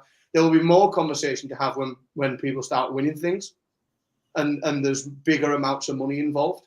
I don't think, like, being genuinely honest, I don't think that what the various different ways that things were reported and claimed to have happened over the weekend bear any resemblance whatsoever in the bigger argument. What I don't know, like, and I looked like as if, and again, if I've missed it, like it's my lack of ability to use social media properly, I would have thought. But I didn't know if Dieter had come out and specifically said the words, like made a statement in the last 48 hours that said, I refuse to do this because that. That might have happened. If it has, I've missed it. But I just think if that has happened, if that's the statement that's being made, then what the fuck are we talking about? It's done, isn't it? Because whether or not that's the conversation that was had there at the time is irrelevant and has been superseded by the fact that somebody, a professional sports person, is willing to come out and say that. Well, fine then, that's your view. You're more than entitled to your view, and that's great. And you can, like, I don't know, I just think it's mad, but it ain't going away. It's just going nowhere. It's interesting, the whole scenario. This happened in a WDF event. I'm pretty sure, not this is anyone, if that would have happened in a PDC Women's Series event, an individual would get reported to the DRA. Well, this is the other thing, Phil, which is just what I sort of didn't quite get onto there, is the higher profile the organisations involved. Like I mentioned, the committee earlier. The higher profile the organisations are involved, the quicker and more decisive you will see action being taken on one side or the other, because they're under pressure to do so. Because they won't just be on Facebook arguing with each other. Like it'll be in the Times and it'll be in the Telegraph. And it'll come with a letter from a solicitor. Like that's where you'll be at, and that's where like the Olympic Committee is at. And the more that trans players are having success in whatever format they play in, the conversation will increase. Oh yeah, because there are also people as well that have fucking no interest whatsoever in darts. Absolutely no interest at all in darts, that will just use it to further a political cause on both sides. Yeah. On both sides, on this side and that side, there are people that don't give two shits about darts, that don't care about Nolan, that don't care about Dieter Hedman. All they care about is using this as a vehicle to further their political view. And that's where you will see the very low end of bollocks that comes through in social media. Is that and the where it just degenerates to like shit, basically. Yeah, no, 100%. I have all the respect in the world for someone who is willing to take their view on any situation, regardless of what that situation is, but stand by it, stick to it, and make decisions about it. Great. That, first of all, doesn't give you the automatic, like, it doesn't make you right. You might be right, It doesn't make you right. The fact that you're willing to like hold the line and take a view on something doesn't give you an automatic congratulations, you were correct. It just means that you care about something enough to make a stand and publicly do it. But there are people doing that on both sides of the argument, and that will continue. And like Gob said earlier, and this is my biggest point, having spoken to people extremely close to Noah's team, direct quotes from these people from Noah, she's not in a good place mentally because of all the shit that she's getting for something that is not her fault. And that's the thing, is when you and when Dan in front and having spoken to close members of her team, she's not in a good place mentally because of everything that is going on. And there are people, Phil, like there are people who will react to you making that point and say, yeah, fucking good, yeah, fucking brilliant, that's what they deserve. And in doing so, they completely make their argument, like their case, like null and void. Because then it's just a case and a point made by a fucking idiot. Like as soon as you make yourself to be an idiot, you undermine all of what your point is, because you can immediately just dismiss any common sense you said. You're a fucking idiot then, aren't you?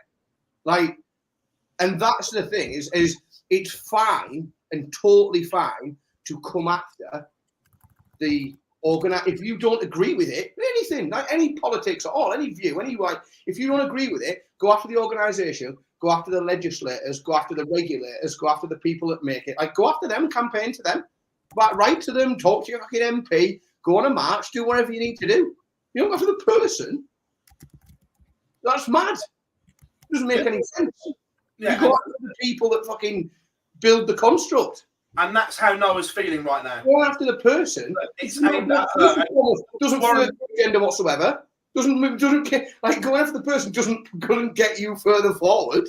Yeah, and Warren says it there. Fallon summed it up brilliantly in the interview that she gave, that the atmosphere at the last women's series towards Noah was unacceptable. So there obviously is a resentment towards Noah that's being that's come from someone that was there and Noah herself. Yeah, but let's be honest, Phil. Like, and I'm trying to find that.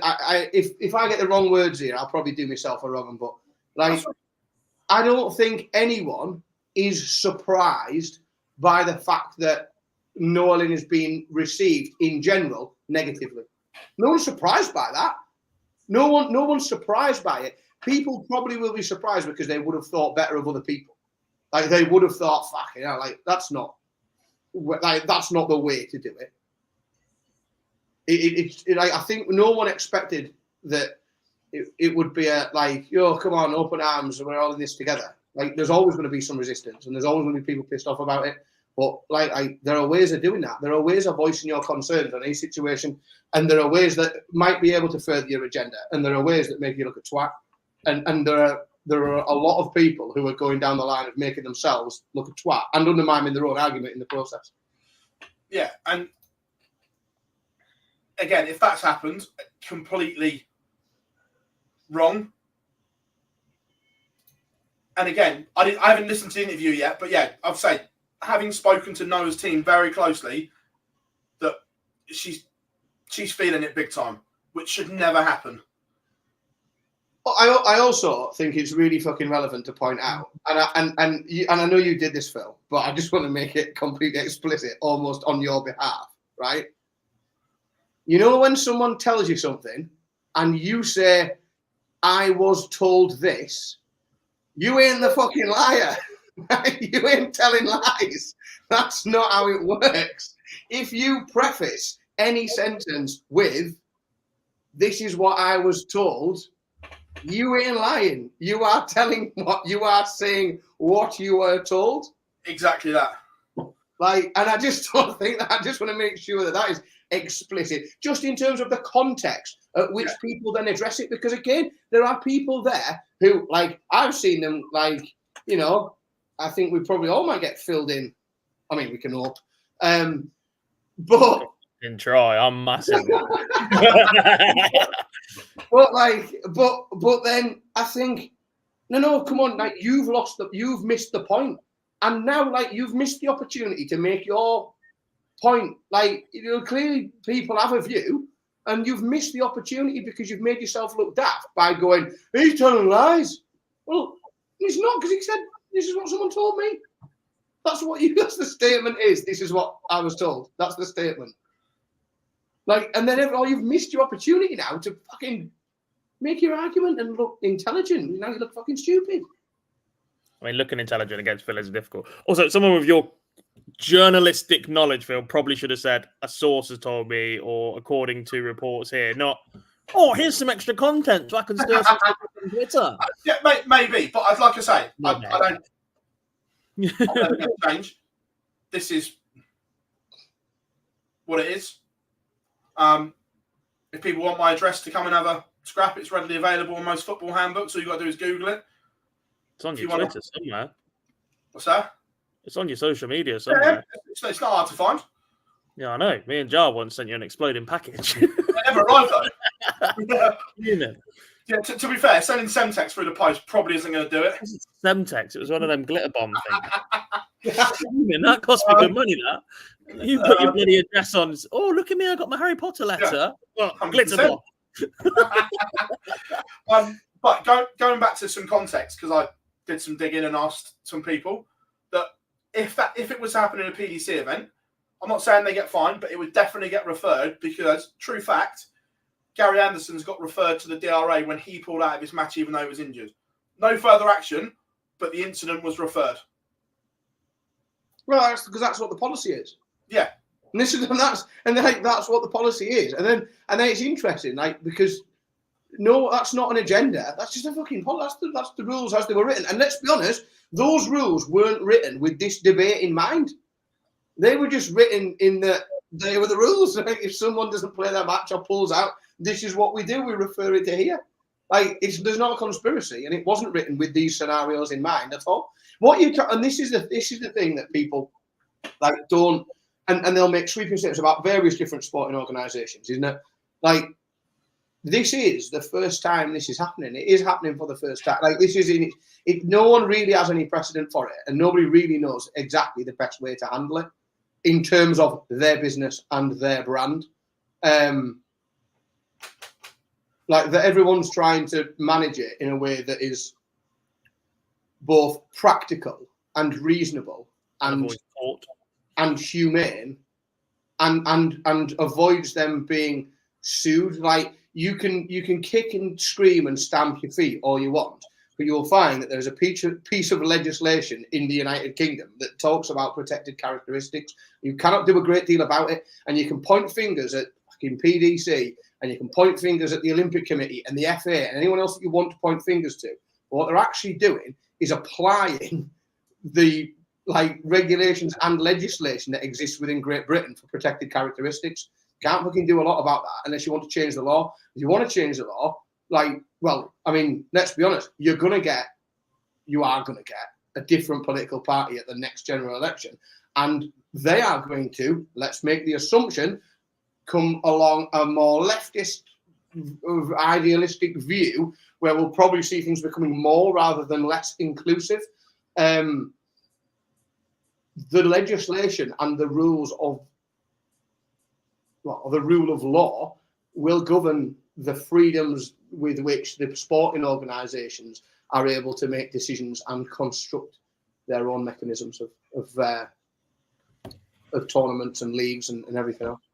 Yeah, look, it's an interesting statement from the other trans competitor. Another, sorry. Well, there's only two that we know of in the women's series. There may be more, but it was a very interesting one from her on social media over the weekend as well, with her thoughts on it all. Yeah. Which, again, can be found. But it was an interesting one. God, one that we're not going to go into it because it's the right to her social media, whether people can see it or not. But it was an interesting take. And one that brings up the argument that actually part of the issue is success-based. That's what I was coming on to. That her statement very much suggests that if you're not very good, it's not an issue. Yeah. But all good. What else did we miss in a week of darts even? 5 dev tours. Yeah. Again, that reared its head. Let's do the dev tour that seemed to be very dominated by tour card holders. Yep. Beneke, Van Veen, Nyman, Rafferty, Springer. Springer looked brilliant this weekend, by the way. Yeah. I'll tell you what, Nyman's was on fire as well. Yes. But again, this is exactly the same situation. Well, it's basically the same situation. Well, it's not, is it? Because it's a protect characteristic versus a rule set. But the rules exist. Tour card holders aren't doing anything wrong by playing the development tour, despite the fact that 95% of us believe they shouldn't be there. Yeah. And again, this isn't the player's fault. This is the organisation's. Yeah. But it's not the player's fault, and it never will be the player's fault. It's the organisation's fault for trying to push it from a sponsorship point of view and go, look how brilliant our development tour is, because... Sorry, wrong. I didn't mean to do that, Chris. I clicked moved as I... What have you done? How do I unban Chris from the comments? I was banning someone else and it moved up. I don't know. I've lost the entire chat room. I'll go in and find it. Chris, I wasn't meant to... It was the one above and it moved. I'll have to go into the back end.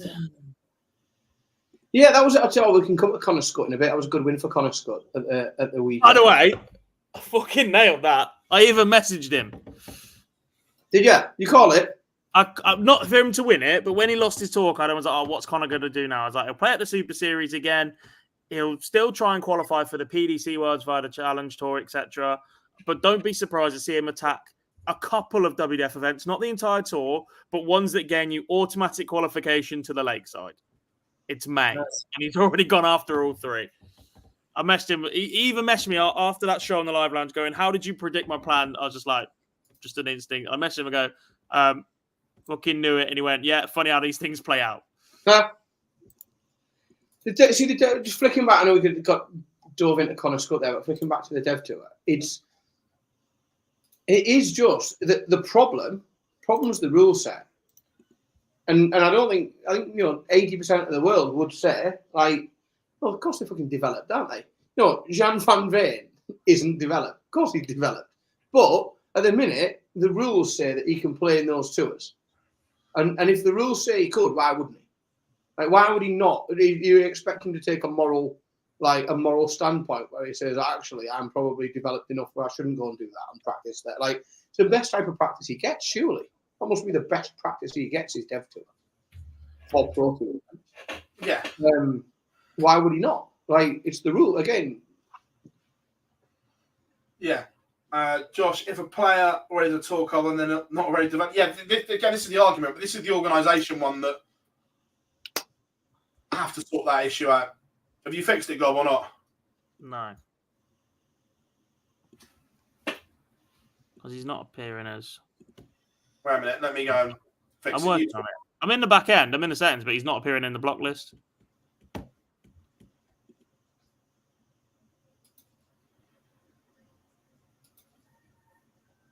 Yeah, you're right, Bob. 2 of the top 6 aren't tour card holders. But 4 of the top 6 are. So, like, the majority is. Yeah, and that's the... It's whether... But, I suppose it's whether or not... It's what you think the dev tour should be, isn't it? That's it. It's whether or not you think the dev tour should be. Just, everyone that hasn't got a tour card can all go and play there. Well, yeah, but I mean, there's a case. It's not my view, but there is a case that people make and say, well, is having a scattering of the age or the tour card holders that are still within age playing those events, is that not better for everyone else's development? Now, having them play against and alongside players that are on the tour that are at a similar age, like, is it not better for the development of everybody else having them there as well, or is it just not good for their development because they get beat by them? Like, Gob, you probably got more insight onto this than I've been beaten 4-0 in 6 minutes by Jeffrey Deswan. That what did you learn from that? Did you feel that developed? I'm nowhere near good enough, but I knew that anyway. Did it develop you? Yeah, into my ability to take something up my ass. Because that's what it felt like. With no lube. Yeah. Oh, dear me. But look, I'm just looking at obviously there's 2 tour cards on offer for the Dev Tour as well. And 1, 2, 3. Well, again, is Rafferty in his second year of his tour card? Well, he must be, mustn't he? Yeah. Well, if he is, he's possibly going to win his tour card back from a back door. I didn't want to say that because after what Gob's just gone through with Bob Jeffrey. But yeah, look, yeah, I don't like it. I don't think anyone. I've never spoken to anyone that does. There seems to be some calls here and there, and there is that, like, Lendl phrases it right. Iron sharpens iron, right? And there is a case to be made, like, but then it's how much that they're getting an experience like God, where they're just having it up the wrong end because they're getting dicked by, for all intents and purposes, professional darts players. Yeah. Cool. Yeah. Well, okay. So he's not. So at the moment, you've got Danny Jansen and Nico Springer, 4th and 6th. Then you've got Benecki, Bielewski, Crabtree, Rodolphs as a tour card. It's just dominated by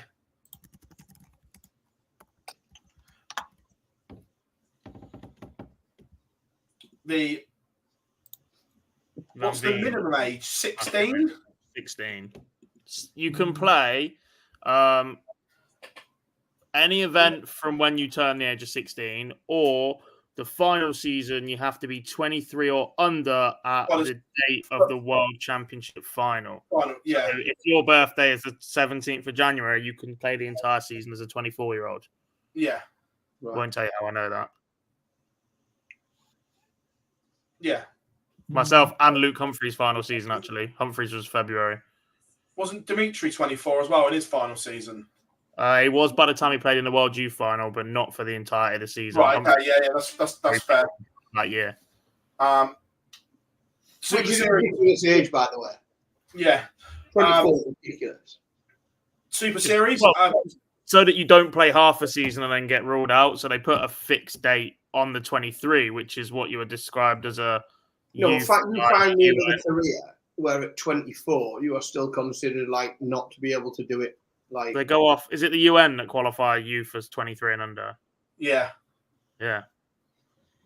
Again, you don't always have to agree with the regulations. I mean, I'm not going to start campaigning against the UN. Look, there's absolutely no way I should have been there at the age of 24, but I wasn't good enough. The last chance I ever got to play PDC darts, I'm never going to be good enough for the rest of it. So. But again, like I said earlier, if you can, why would you not? Exactly. That was my approach. Well, and I get why the tour card holders then do the same. Just felt a bit shit when you're getting bashed up by them. But yeah, there was no way I wasn't going to play that. Like, oh, you're 24 now. What you doing? I was like, nah. See, my birthday today spurred me on to think if I just keep practicing and practicing, I could have a long range run at the seniors. I can start now and start targeting the seniors tour. 21 years for me, mate. Not that I'm counting. I might be good enough by then. I can peak in 13 years' time. Darius Labanauskas won at the Super Series. Chris is back. Thank you. Like I said, I didn't mean to, Chris. It moved as I was banning the other. Hey, welcome back, Chris. One job. Yeah. Darius Labanauskas booked his place in Champions Week. He did. But we've not seen a lot of him, have we, since he lost his cap? Not sure how.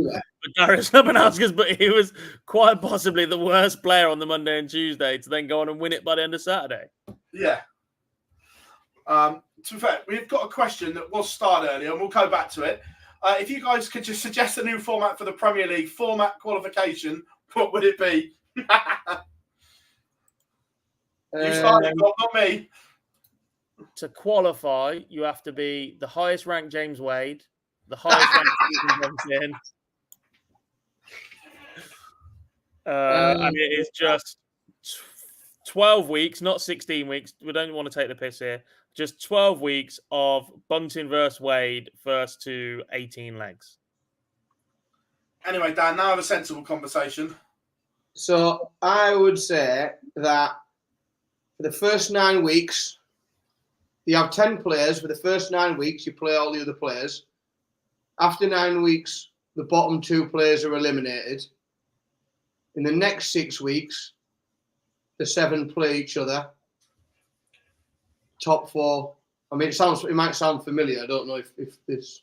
The very first. I wouldn't mind seeing the first for a year or two again, just to see what difference it makes. I'd go 2 months of 8, I think. I'll tell you what I would do, and I genuinely mean it, because in the spirit of it's an exhibition, that's what the Premier League is. So I would 100% go back to 10. I wouldn't go back to 10. I would have 9 and a contender. And I've just because it's mint. It's absolutely class. The contender that year where Gando couldn't play, and we got to see all these different people playing in there. Not everyone in a local venue, but it was, as a spectator edition, brilliant. Have your Premier League, but literally, I would happily build into the format that there's a contender in there, because it's as absurd, and anyone that wants to call that out in terms of the tournament format and the purity of a tournament, as long as you want to have a finals for the World Series, where you just pick out players who fancy it to play each event, but then have a finals night at the end of it, because it's an exhibition and it's fun and it's good to watch on TV, and it's even better to watch in person. So I would go back to the original format, League of 9, cut 1, and have the contenders. First year contenders, I actually really enjoyed. There were things that needed ironing out in there. I didn't particularly enjoy the fact that they can take points off players is a bit weird, but actually as a concept of seeing these guys for the first time was really enjoyable. You're almost rooting for the contenders most weeks. The issue was the second year they used the same players and the same gimmicks. You've got to keep it fresh for those contenders. Yeah, 100%. Well, it's like everything. You've got to play to what you think's going to sell. You say you've got to keep it fresh with the contenders, but we're seeing Peter Wrighton again because we've got to do 2 nights in Scotland. But if they did it next year, and then when Hendo in Aberdeen and Dobie in Newcastle, if he's not playing again, and I don't know, I can't even think who else played elsewhere, but the same players for regional bias that are the only ones that exist in that area, and then they get in a third shot contender, would be a bit like, nah, you're killing it. But I also think it's crowd favourites, but this is the chance when you've got so many players at the minute to go and use players like Bunting and Heta and see who's got it up on that big stage. 100%, yeah, and that's the beauty where where you haven't always got a local competitor.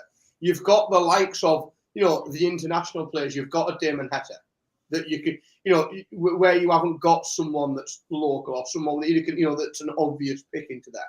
You've got these international players that really, whilst they've got no real geographical affiliation in the UK, they can definitely fill. Damon Heta could fill the role of a contender in the Premier League. Be a slightly different role to the one that Chris Dobie would fill in Newcastle, but I'm sure he could do enough with his walk-on in order to justify that. So Chris, the new arena at Gateshead is the one that I'm guessing it's behind schedule because it was meant to have been open by now.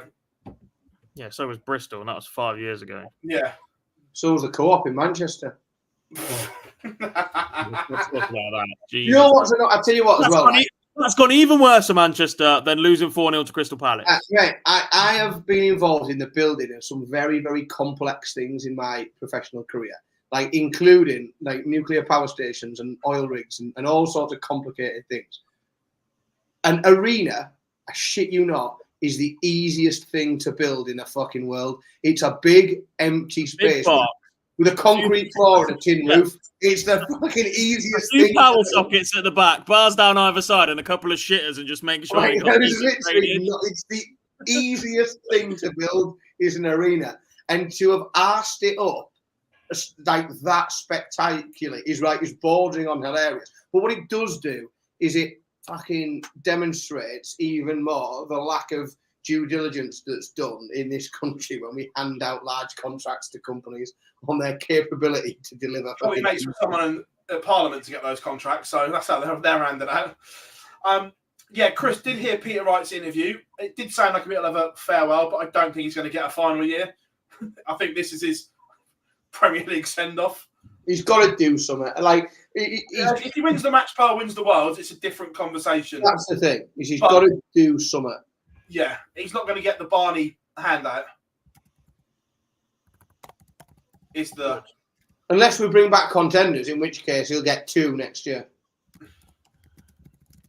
Could you imagine contenders and they give Gary a contender spot in Glasgow? Gary Anderson a contender.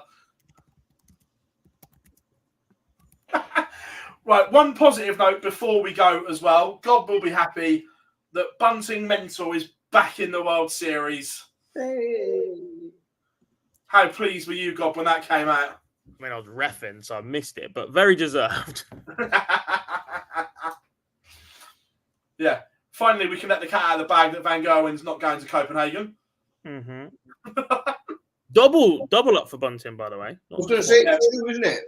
Yeah, Price isn't in Poland and MVG's not in Copenhagen.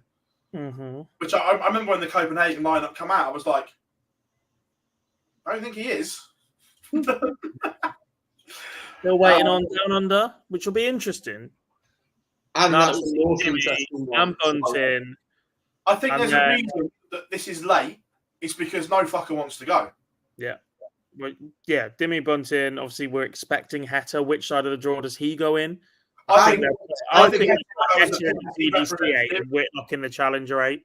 You're going to have to put Heta in the PDC 8 because I just think you're going to be lacking in strength and depth in that PDC 8. You're going to be so many big players down that Heta you can't.